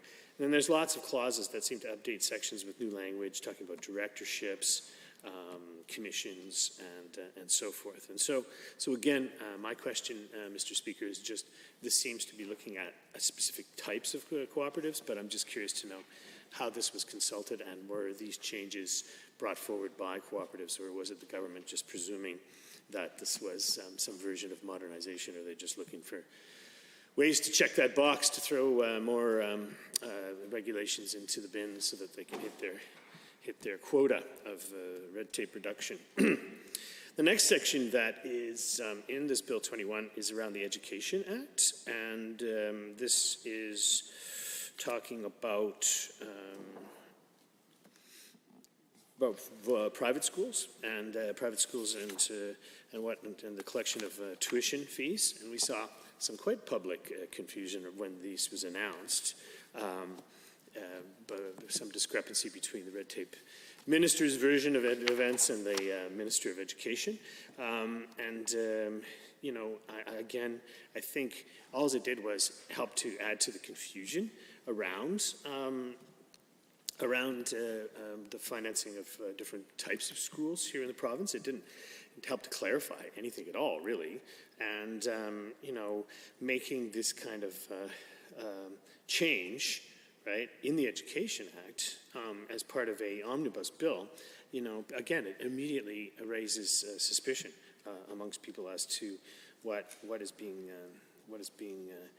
changed and why would there be confusion. And confusion, Mr. Speaker, of course, breeds suspicion always. And so I'm just curious to know how the government managed to get so far off message, if they were trying one thing and thought quickly that it's not going to work, and so they scrambled to do another. I'm not the only one who would like to know. I mean, it seems fairly obvious that they were trying to play some kind of politics to curry favor with some groups, and all it really did was add to the confusion and uncertainty around education in this province. The next section that this Bill 21 seems to be dealing with is in regards to the Health Statutes Amendment Act. And I just have never heard the minister, probably the health minister, would be better to explain it, to not add that confusion of two ministers like we saw with the Education Act changes. But why is this necessary? And you know, this was an amendment act that just came through here last year, right? I seem to remember debating it, so it's not a very old one, and so I'm just curious to know what the changes are. I mean, again, this could be something that could be part of a miscellaneous statutes act, right? That's another common tool that's used in parliamentary systems.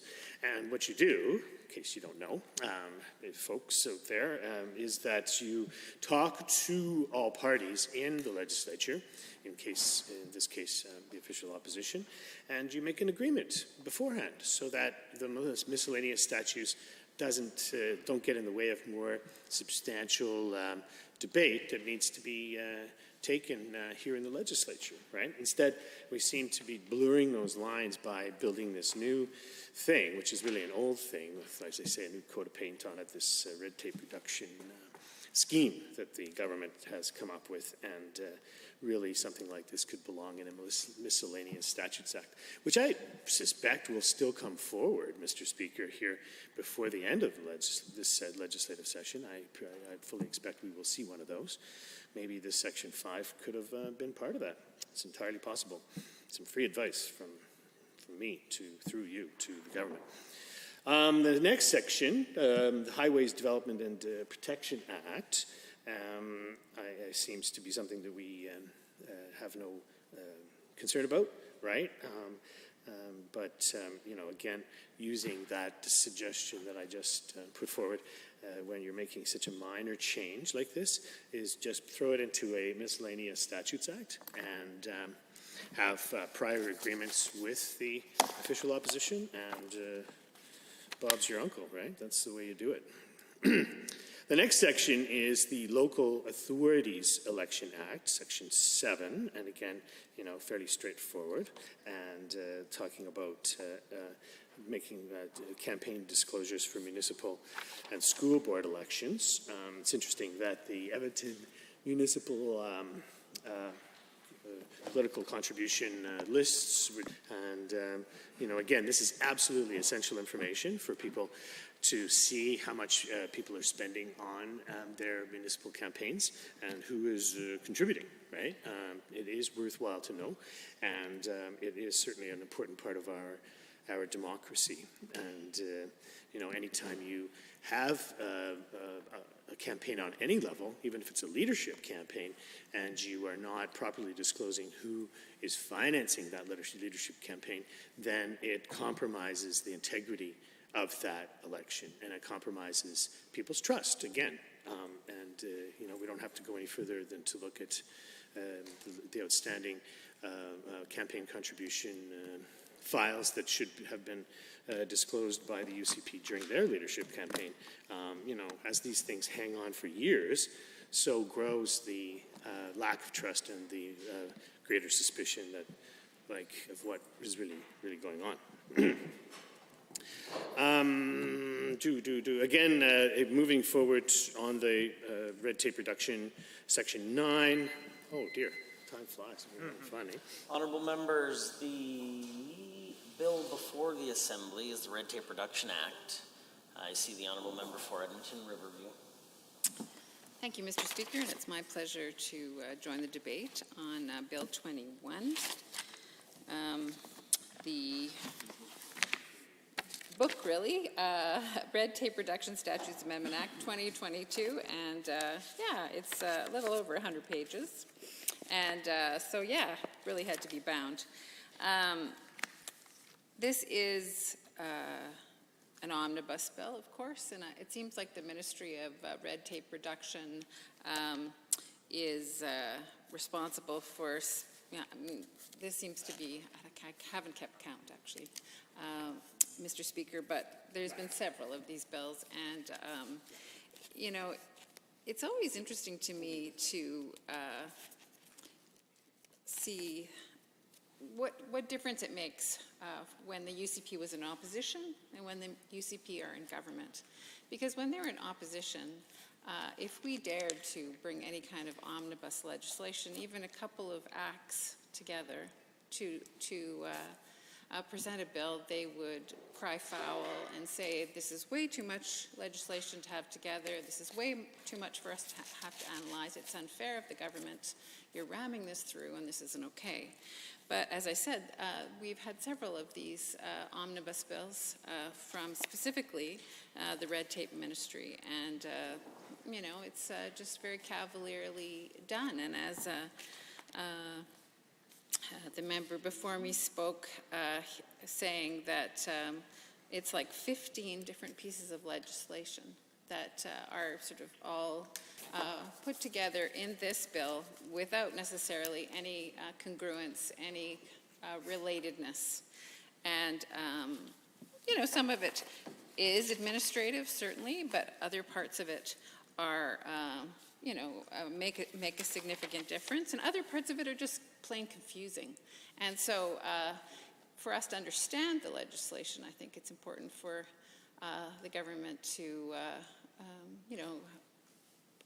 parse that out, make sense of it for Albertans, because if we as legislators, need to tackle this, I mean, the average Albertan is certainly going to be confused by the magnitude and, the confusing things. Even ministers of the government have said that are not, one minister said one thing and one minister says the other, and they're not the same. So let me just say that, it really questions the competence of this government, and certainly I know the UCP want us to trust them, but unfortunately so many times they are not trustworthy, and that is a great tragedy. I mean, we want our governments to be trustworthy, and we want them to fulfill on what they say they will and have integrity, but sadly it seems like that's not the playbook of this government. So I'm going to start with the public lands piece of this legislation, because I think this is perhaps one of the key issues with this legislation. So the changes proposed will sort of create a patchwork of rules and weaken environmental protections. And this isn't, our official opposition saying this necessarily. It's the Canadian Parks and Wildlife Society. They certainly expressed deep concern, and they want certainly to be heard by the government. They want consultation before adopting this legislation into law. And what they identify as some of the issues are just the breadth of the changes. It's so tremendously broad.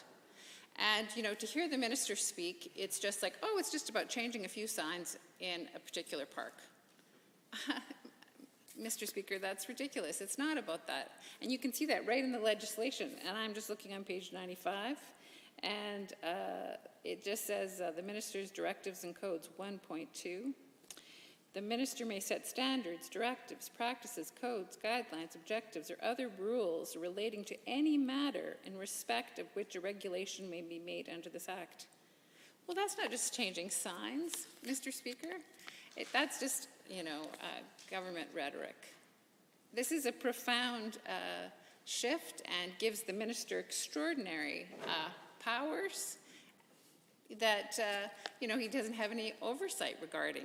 And of course, this is an organization, the Canadian Parks and Wilderness Society, that cares very much about Alberta parks and are dedicated to making sure. And they, are certainly one of the stakeholders that should be consulted with. And they're asking the government, please, let's meet to discuss this, because this seems to be much broader than certainly indicated by, the talking notes of the minister. So, of course, the issues are the breadth of the changes, so broad, goes well beyond, the changing of the signage, which is what the minister wants us all to believe. And, I'll just say once again that we know we can't trust what the minister is saying. Certainly, the Society is concerned that inappropriate recreational usage may create conflict for Albertans using public lands. So there could be, quite distinct and different expectations, rules, guidelines, what are all the things, objectives at individual parks. And so, they went to one provincial park last weekend, and now we're going to another one this weekend, but actually you can't do those same kind of activities. And so who's going to enforce all of that? Is that just going to be left to regular Albertans to try to say, well, I'm just here to ride my bike, and someone else has a motorized vehicle of some sort, and they think that they can both coexist, and sometimes the coexistence is difficult. So having no continuity will create some havoc, I would say. So I do want to, I guess, commend the government to listen to the Canadian Parks and Wilderness Society, whose, I think, concerns are quite valid, and certainly our critic for environment in parks has, concurred with the concerns that have been presented and has spoken about that. So I do recommend that the government listen and make sure that they're not creating more problems, because hopefully legislation changes are improving our province, not creating more havoc in our province. So that is a significant part of the bill that I think is questionable and certainly is of concern. I guess one of the concerns of this government, for me, is just they have continued to give ministers extraordinary powers in areas that shows no oversight. I know Bill 78 gives the Minister of Seniors and Housing, she can designate affordable housing. What's affordable housing? She gets to just decide that. And that can have huge implications for funding, for support for people having access to affordable housing. So, you know, this is something that we've seen previously from this government, and I just caution them that, again, they are doing that with little oversight, and will they be creating more confusion and concerns rather than helping the situation. And despite the minister's comments, it is much more than just changing a sign. It is very, very broad what they're indicating. They will have the power to change, or the minister will have the authority to do that. We also know, you know, again, this is another area of the bill, the Animal Health Act. It moves important pieces of this of legislation into regulation. And, you know, why is that? Why is information that was in legislation being moved to regulation?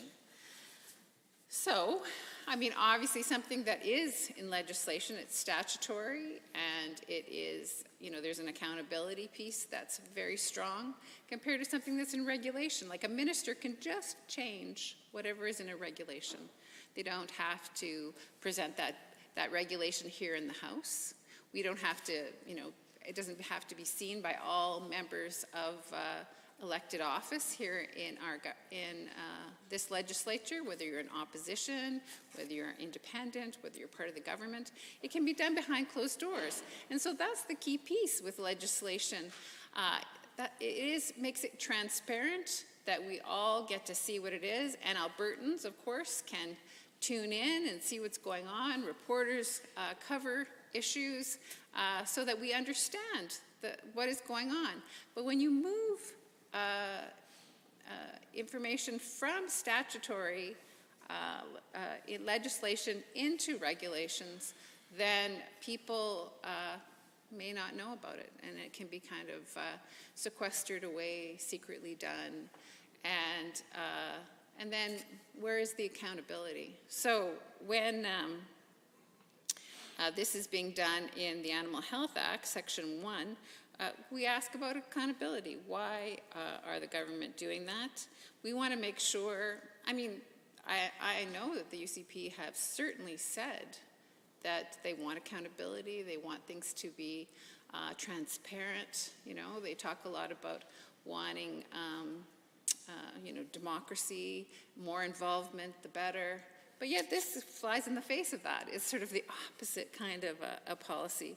So I guess I ask all those questions, make all those comments to the minister regarding this, because it seems like the opposite is true, that actually the UCP does not want to be accountable, and they're keeping things behind closed doors and giving extraordinary powers to ministers. And yeah, that's an absolute concern for me.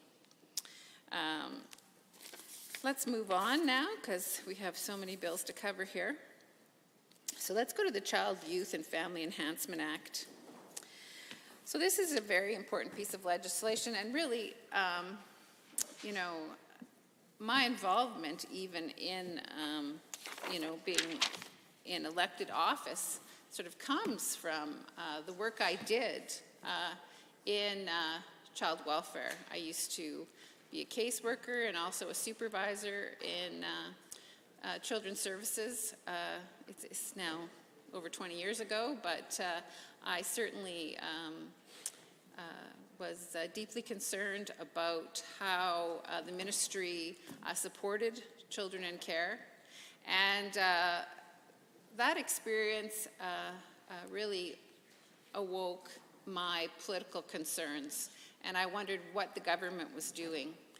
And I was concerned that they, weren't very focused on caring for vulnerable children, supporting families to stay intact, to be able to overcome so many barriers to their healthy functioning. And I always felt when I worked for child welfare, children's services, that it was all about budget. It wasn't about actually caring about people or individuals. It was very much about budget. And consequently, I think it really awoke my my political interest, and here I am today as an elected official because I had deep concerns about the choices of government at that time and continue to. So in this Child, Youth and Family Enhancement Act, they are removing some statutory limits on residential facilities used in the child intervention system. And we know that renewals will be only up to 3 years. Previously, or they will be up to 3 years, but previously it was a maximum of 1 year. So moving from more scrutiny to less. So again, this is something that sort of surprises me a bit because certainly the UCP do like to express that they care very much about accountability, but having every 3 years as opposed to every 1 year, a review of facilities that serve children in care shows less scrutiny, I guess. And I wonder if that's a wise decision. I think that it was brought in back in 2003 because of multiple allegations of lack of care, issues in the system. And so, and that, of course, at that time was a Conservative government. There was a class action suit, which the Conservative government lost. And so they did bring in this level of scrutiny. And it seems like, I guess, all these years later, the UCP think that that is not needed. But it may still very well be needed. I mean, tragically, we've heard certainly. Are there others to speak to Bill 21? The Honourable Member for Lethbridge West. Thank you, Madam Speaker. And I rise at this second reading stage of debate to provide some comments on Bill 21, a very large piece of legislation proposed before this House that makes amendments to a number of different acts. As has been observed by my honourable colleagues on the official opposition side, this is a sort of omnibus set of changes to various different acts, some of which do not rise much above the level of miscellaneous statutes. In review of this bill, the majority of the changes, I would say, are less omnibus than they are omniboring. And I wonder if, about the job satisfaction of the red tape reduction minister, satisfying a deputy minister's committee in some sort of bureaucratic metrics exercise has little relation to well-being and improving people's lives in measurable ways. Which I suppose is why, if a lot of the business of this bill could have been placed in miscellaneous statutes, or close to it, some of it is still relatively substantive and frankly unproblematic, but is very, very straightforward. So one would think that then the pieces of the legislation that might rouse more public comment, public question, scrutiny in the media and so on, that the minister would have a much better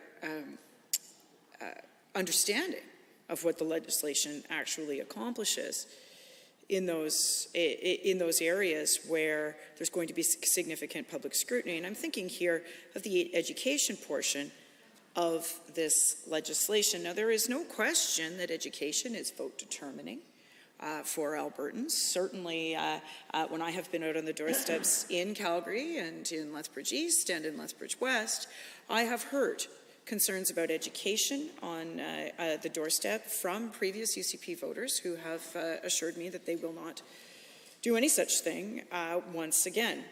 And it reminds me, when I get that sort of feedback on the doorstep, it does remind me of late 2014 and into the first quarter of 2015 being out on the doorstep when there were a number of cuts to the education system at that time. And sort of these, middle of the road kind of PC voters saying to me, no, this is vote determining for me, and I am deeply disappointed in the approach to the K-12 education system. And, oftentimes what shows up in our public opinion polling, when you read the ranking of people's issues of most concern, when you read the public domain publications of issue ranking in Alberta politics and frankly across the country usually, one sees the economy and healthcare often, both federally and provincially, and the extent to which healthcare is always a matter of concern for people, but the extent to which it's vote determining often depends on where the conditions of the social conditions, such as a pandemic, for example, but also as any changes that the government has made or the public expects them to make and they have not done. But education flies under the radar a little bit, and I think that because the other two issues are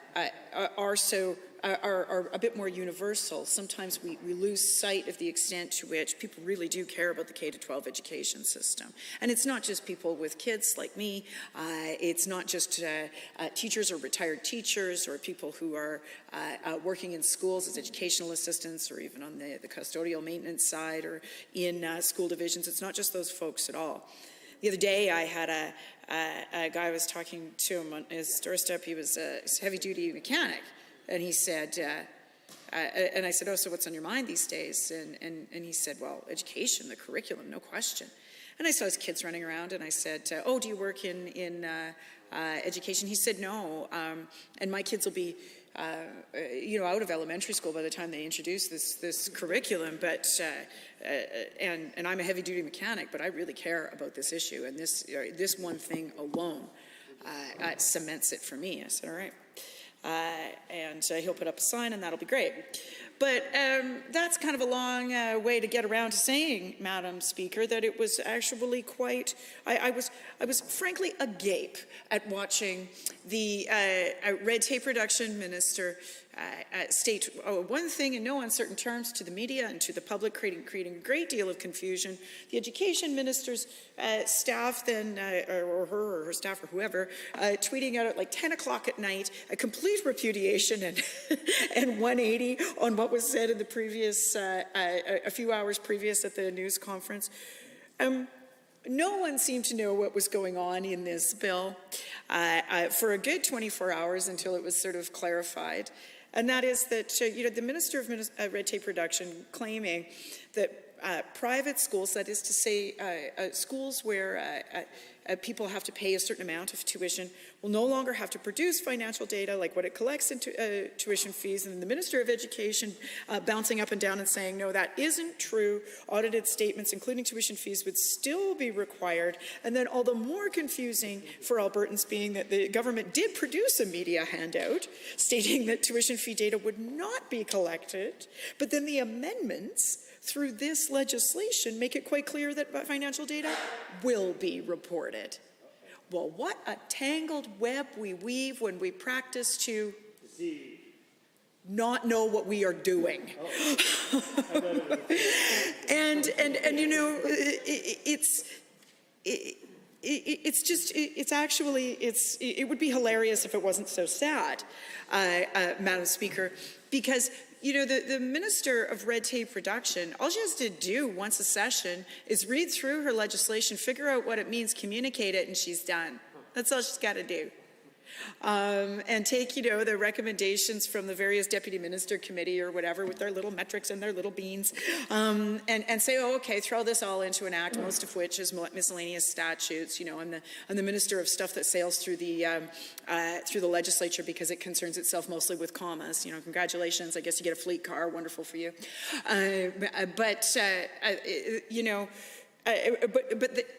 This piece that is so deeply important to people in the manners in which I have described. She couldn't get her head around and communicate appropriately. I can well appreciate that sometimes it's tough to three-legged race a file in government with other ministries, and that's fair. But this is just read the talking points off the page and get it straight, and they couldn't even do that, right? So, for that reason alone, leaving aside the parks issues that are fundamental and ultimately indicate that they don't want to bring forward a freestanding piece of legislation if they want to actually change parks. For that reason, we have some significant concerns with this bill, Madam Speaker. And with that, I will conclude my comments and move to adjourn debate. Having received that motion, all those in favor, please say aye. Aye. Any opposed, please say no. So carried.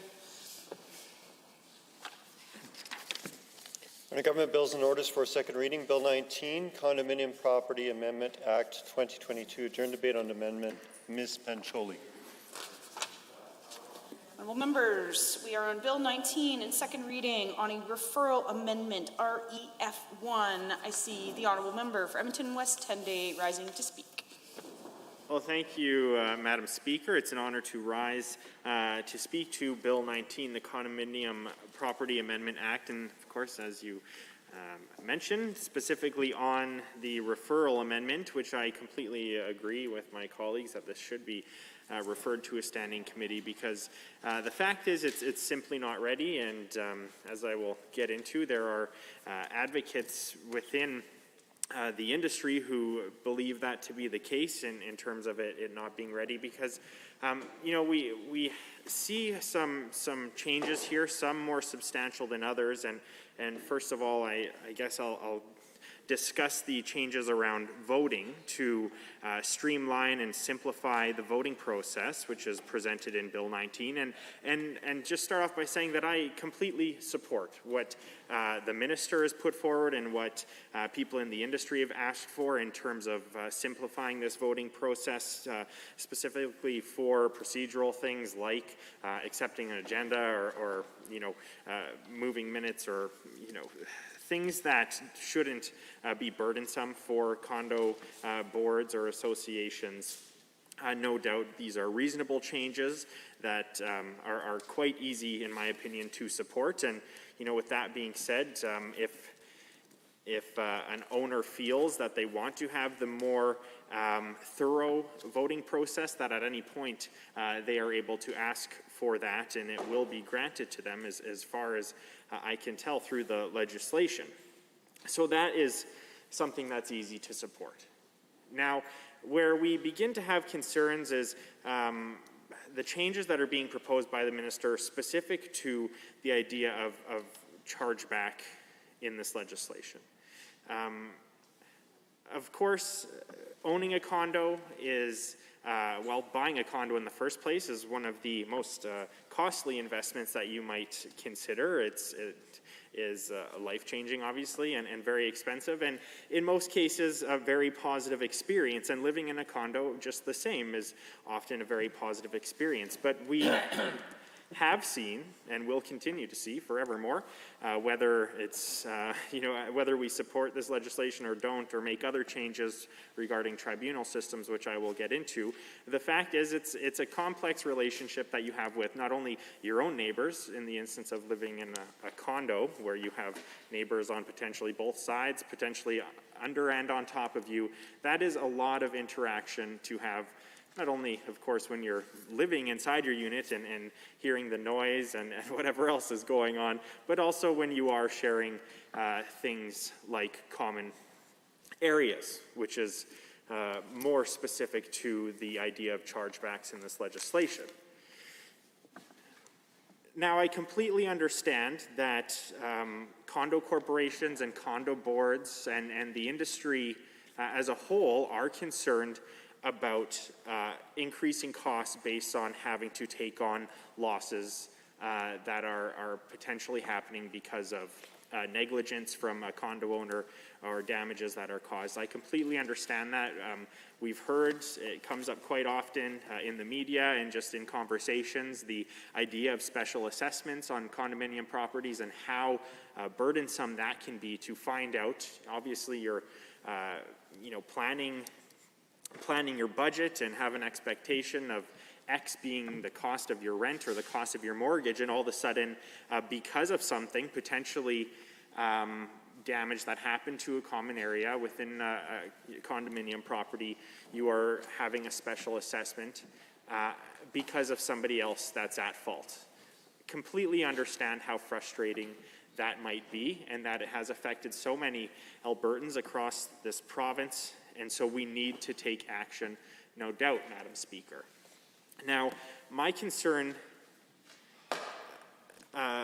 comes from the fact that what we are seeing in this legislation in regard to chargeback is essentially a complete reversal of the responsibility, going from a process where a condo owner who is being potentially fined or charged by a property or by a condominium corporation or by a board is right now essentially innocent until proven guilty. And what this legislation is going to do is reverse that role and make them guilty until proven innocent. And so if a condo corporation comes to them and says, it seems that you created this damage, and they may or may not have clear evidence, and that is something that this minister has clarified has to be done through regulations, which I understand.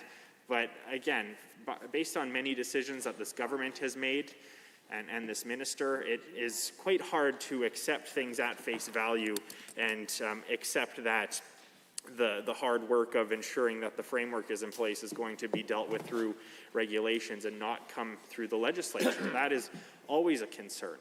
And so again, we have this changing dynamic between the relationship and the ability of an owner to have due process, in my opinion, Madam Speaker.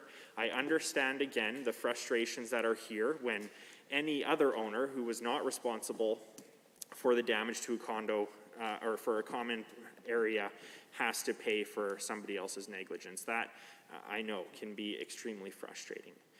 I would accept, I think, the idea of chargebacks. We see it in many other jurisdictions if there was a framework for a dispute resolution mechanism put in place. Unfortunately, even though this government and this minister has been having these conversations about dispute resolutions or civil resolution tribunals, they have been having these conversations since 2020, but have not been able to bring forward something, well, anything, let alone something substantial, to support condo owners as well as condo corporations and condo boards.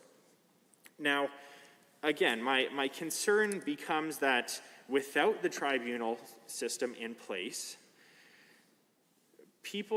condo owners are not going to be able to defend themselves from these costs without going to court, which is truly unacceptable in my opinion, Madam Speaker. First of all, because the point of this legislation was supposed to be to reduce the amount of time spent in court. I mean, it's very possible now that unit owners are going to have to go to court to prove their own innocence, which very likely will cost more than the damage that is being charged against them in the first place. That's a concern. And the amount of time that we are going to potentially see spent in court for these things, while it might be reduced, I don't necessarily think it's for the right reasons, Madam Speaker.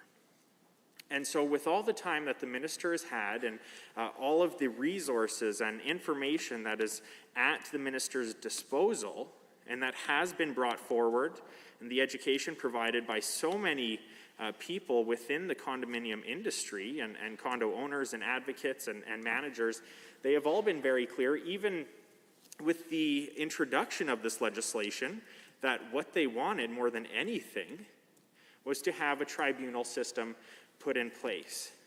And unfortunately, we don't see that. And the minister says, it's not necessarily, let's see here, from an Edmonton Journal article says, it's not at the top of the government's list of immediate priorities. Well, why, Madam Speaker? The top priority should be keeping these cases out of court.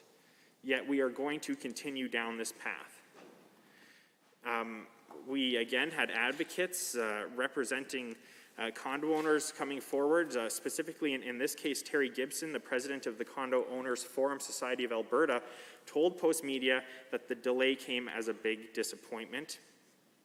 And I completely agree. He goes on to say that we've lost years, and it's not uncommon during disputes for collective court costs to hit $100,000. I don't think anyone wants to pay that kind of money for potentially a relatively simple or minor dispute, whether it be the condo corporation or a homeowner or a condo owner.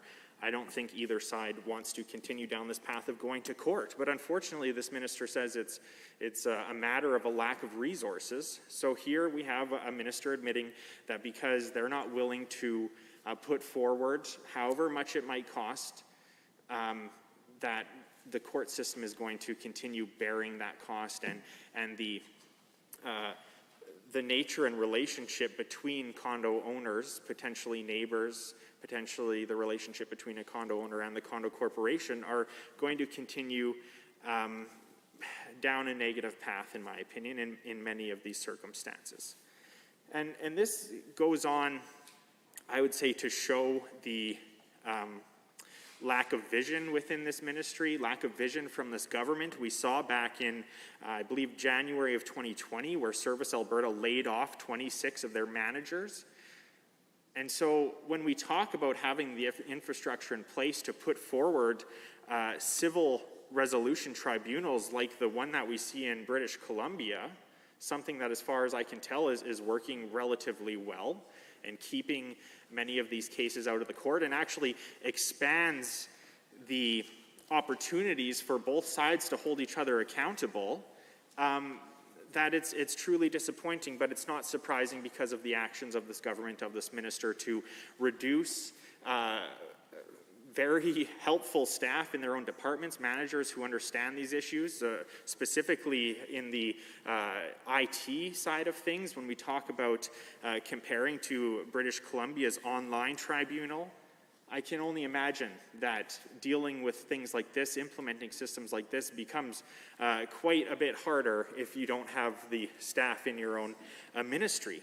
And so I want to take a moment to look at British Columbia's Resolution Tribunal, if I have time here, Madam Speaker, because the fact is I don't necessarily think that there's that much work that has to go into this. Obviously, we need to consider differences between Alberta and British Columbia, which I'm sure is the case, but I don't think it should take several years to implement this, because the fact is there are systems across Canada that at least have a framework for us to consider. At least we could bring these tribunal ideas to the table and decide what we like about it, what we don't like about it. But what we can see from the Civil Resolution Tribunal in British Columbia is that not only does it deal with things of chargeback when damage happens to common areas, but it also deals with things like bylaw infractions. If a condo board tries to fine somebody potentially for leaving something in a common area, not necessarily damaging it, but creating an insurance concern potentially, or maybe a parking ticket fine, or maybe you took a left turn into oncoming traffic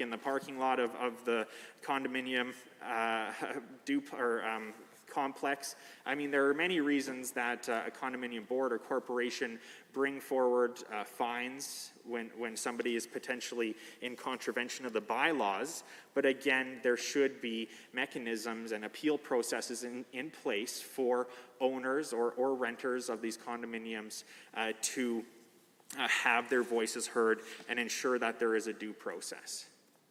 And so again, not only have we not taken the first steps to ensure there's a tribunal process in place for chargebacks where there's potential damage to common areas, but we aren't even considering right now the idea of offering these tribunals for bylaw infractions as well. And so again, I don't think we have to reinvent the wheel here. I'm sure that there are amendments and changes that we can make to the tribunal systems that we see across Canada, but for the government to not have any plan in place prepared to share with us and instead just come forward with this very one-sided proposal that takes away, in my opinion, due process or the ability for a condo owner as part of this dispute to have an appeal process is relatively one-sided, Madam Speaker. I don't think that this legislation is nearly finished enough. I think it's deeply unfortunate that instead of finishing what needs to get done in respect to supporting condo corporations and condo owners and the complex relationship between the two, instead of finishing the work that has to be done there, the minister instead brought something that was half finished to this legislature, which is incredibly disappointing. I hope that in the very near future, even though the minister claims that it's not a top priority of this government, that we see a civil resolution process come forward, because it will strengthen the relationship between owners and boards and corporations, and is something that is desperately missing from legislation and regulations in this province. And we owe it to these homeowners, which make up about 12% of the population, as far as I can tell, upwards of 500,000 people are in these condominium complexes, and they deserve legislation that supports them and ensures that they are able to have a positive relationship with every party involved. Thank you. Are there others to speak to the referral amendment? The Honourable Member for Edmonton, Beverly Clairview. Thank you very much, Madam Speaker. It's my pleasure to rise and speak to the amendment. I believe this is a referral amendment to committee, to which I support. I have spoken to this bill once and want to thank my colleague, the Honourable Member from Edmonton, West Henday, okay, for his comments. I know, he's been our Service Alberta critic for some time and is quite engaged on this file and has spoken with a number of industry experts and leaders within the condominium space who have been weighing in on this bill and, quite frankly, Madam Speaker, previous pieces of legislation that were brought forward under our government, as well as under the UCP government. And so I think it's very important for us to get this right. I know that there are a lot of different interests that need to be represented and balanced. And so here we have certain elements of this bill that, like my colleagues, I can support. Again, changes to the voting process to make it easier and more efficient, I think is a great step to bring existing condominium rules and legislation into today's reality of being able to do so, in an easier way, as opposed to continuing on the same path of the past. So that's a positive step forward. I appreciate the unit, the changes to the voting and all of it, the changes under the unit factor vote, as well as how unit owners can vote in meetings. Now, the damage chargebacks that allow the condo board to charge condo owners for damage, I appreciate that the government has communicated that these will be small fees, but we don't know. Those are going to be left up to regulation. And the challenge with that, Madam Speaker, you know, and I'll go through the argument that government often gives, which is if we put those fees into legislation and we didn't get them right, then it's onerous to bring forward or bring back legislation through the process back into the chamber as opposed to regulations, where if we don't get those fine figures correct, then it's very easy to change. I don't disagree with that. The challenge is that those fees and those figures are decided behind closed doors by cabinet. And again, you know, when we hear comments from government such as trust us and take our word for it and we will engage, you know, there's a whole host of examples where the current government has done the opposite and actually has broken the trust of Albertans and said one thing and done another. You know, an example that is in the face of Albertans right now, as we face record high inflation, you have a government that campaigned on not increasing taxes, yet in the past 3 years, user fees and costs under this government have shot up dramatically. The fact that, you know, and I hope members of the UCP shake their heads or at least feel a tad ashamed, the fact that their leader 20 years ago was screaming at the federal government for bracket creep, for de-indexing personal income tax, calling it a sneaky tax grab and pernicious. And I mean, there's many clips, and I encourage Albertans to take a look at that online, that show that he was vehemently opposed to it. Yet 20 years later, no, it's not a tax increase. No, it's perfectly fine. It's good.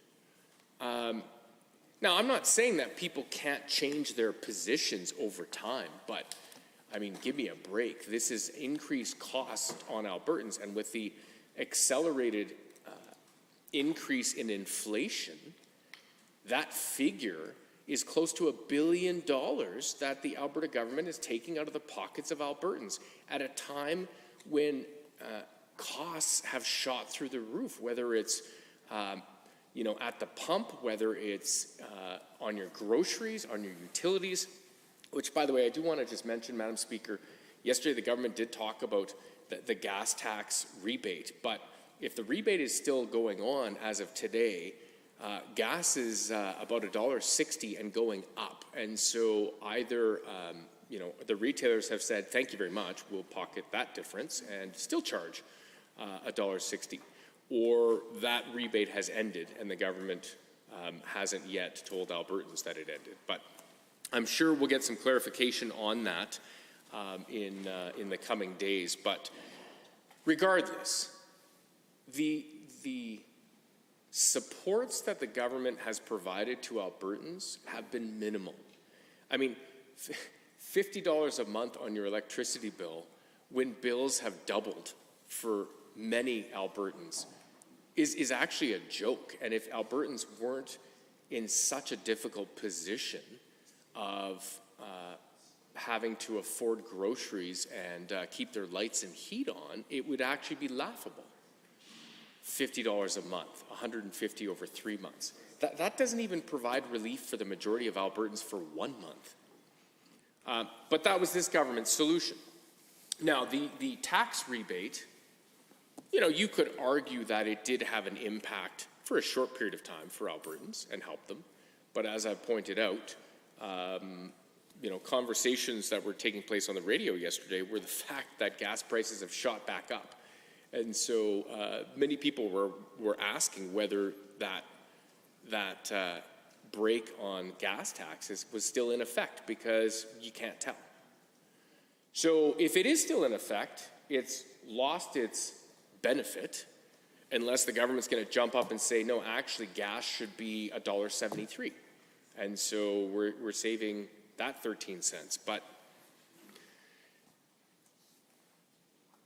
the point of this, Madam Speaker, is that Albertans times are very tough for them, right? I mean, the other challenge that Canadians are going to be facing is interest rates are going to continue to go up. I mean, everyone has forecast that those are going to go up. I know yesterday the Federal Reserve bumped it by 0.5.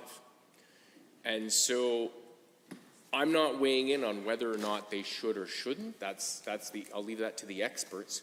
But the implication of that, and I appreciate these are efforts to combat the high and continually rising inflation rates. But what it means for the average Albertan is that their borrowing costs have just gone up.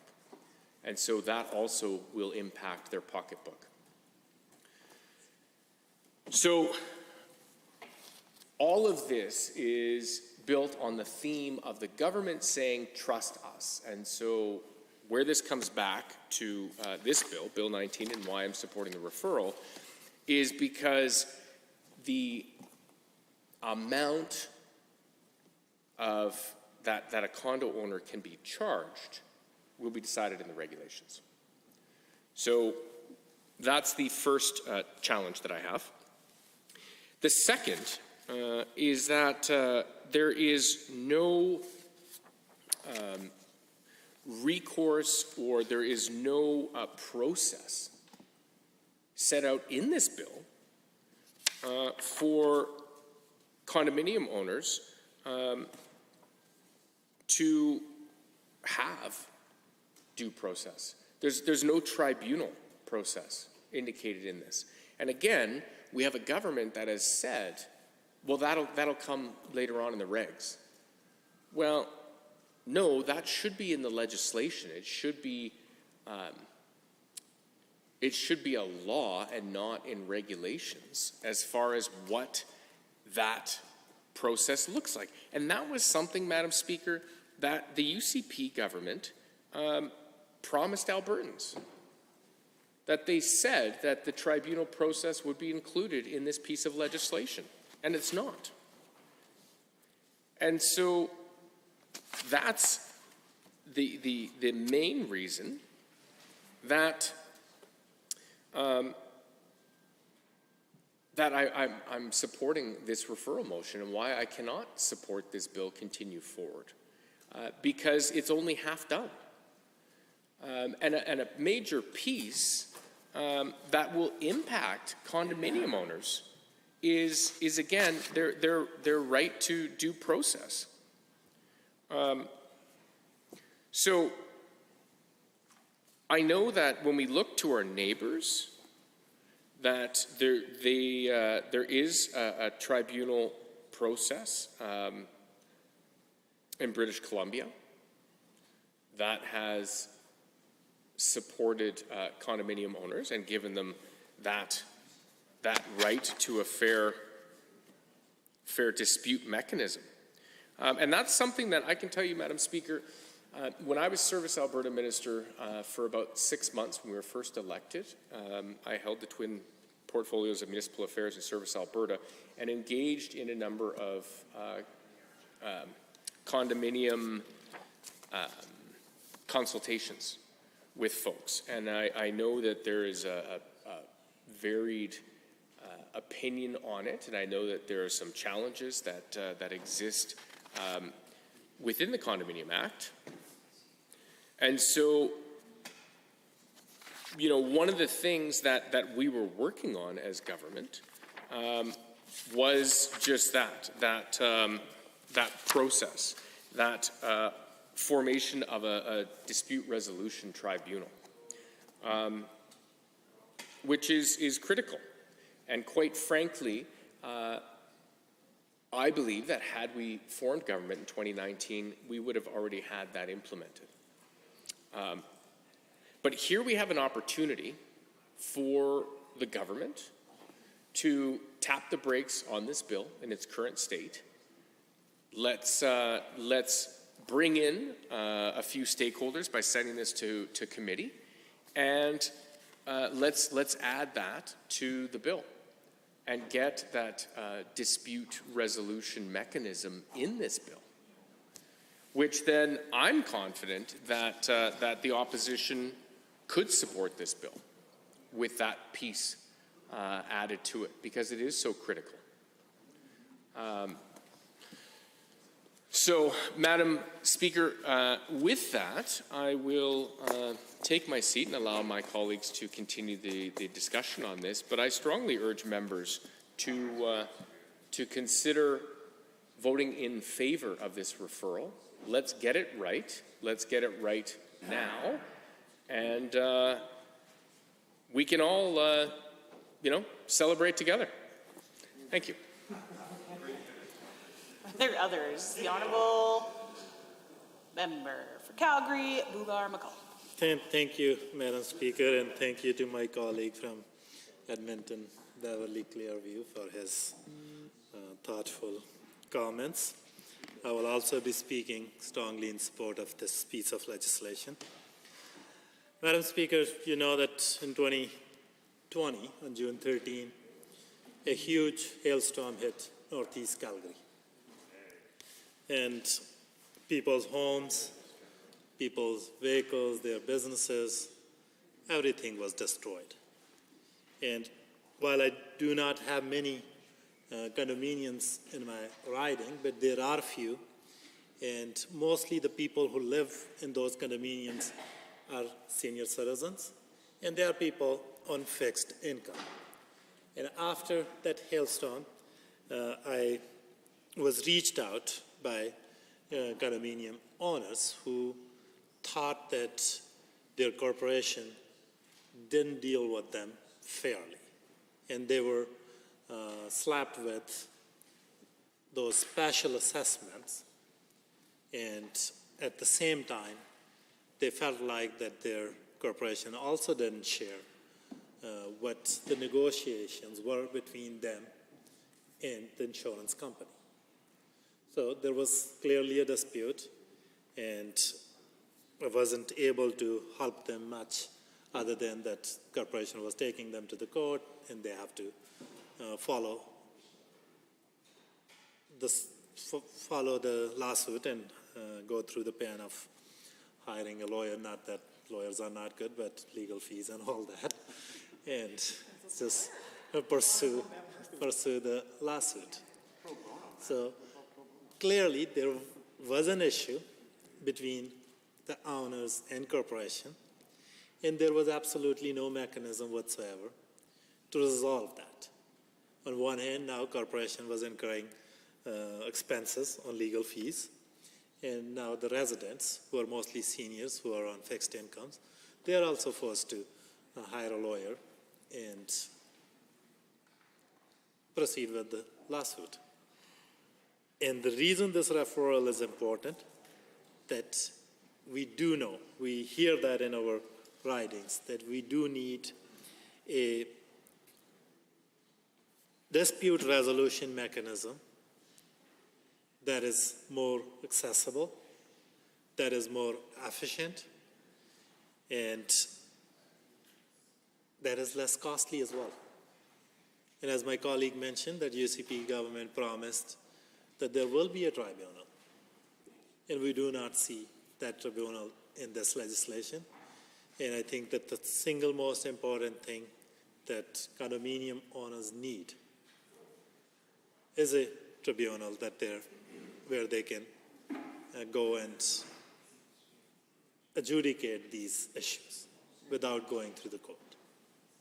So that will help us address these issues facing condominium owners and corporations.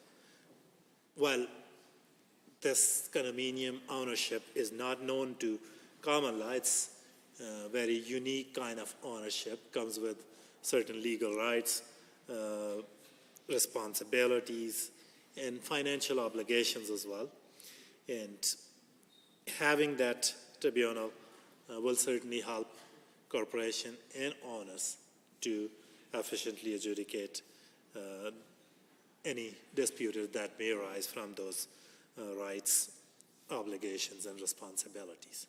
Second thing, that the reason I support that this bill be sent to the committee is that government is now giving corporation certain rights that they can take the owners to courts. That will also impact court resources.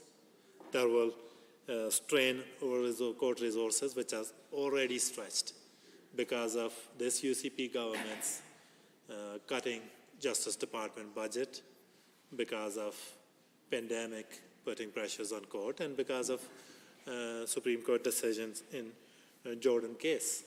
So there are already so many cases that are pending in court. They are already stretched, and I do not believe that sending further matters that could easily be dealt with in a different setting to courts is wise. I hesitate to interrupt, honourable member, but the clock strikes 12. The House stands adjourned until 1:30 this afternoon.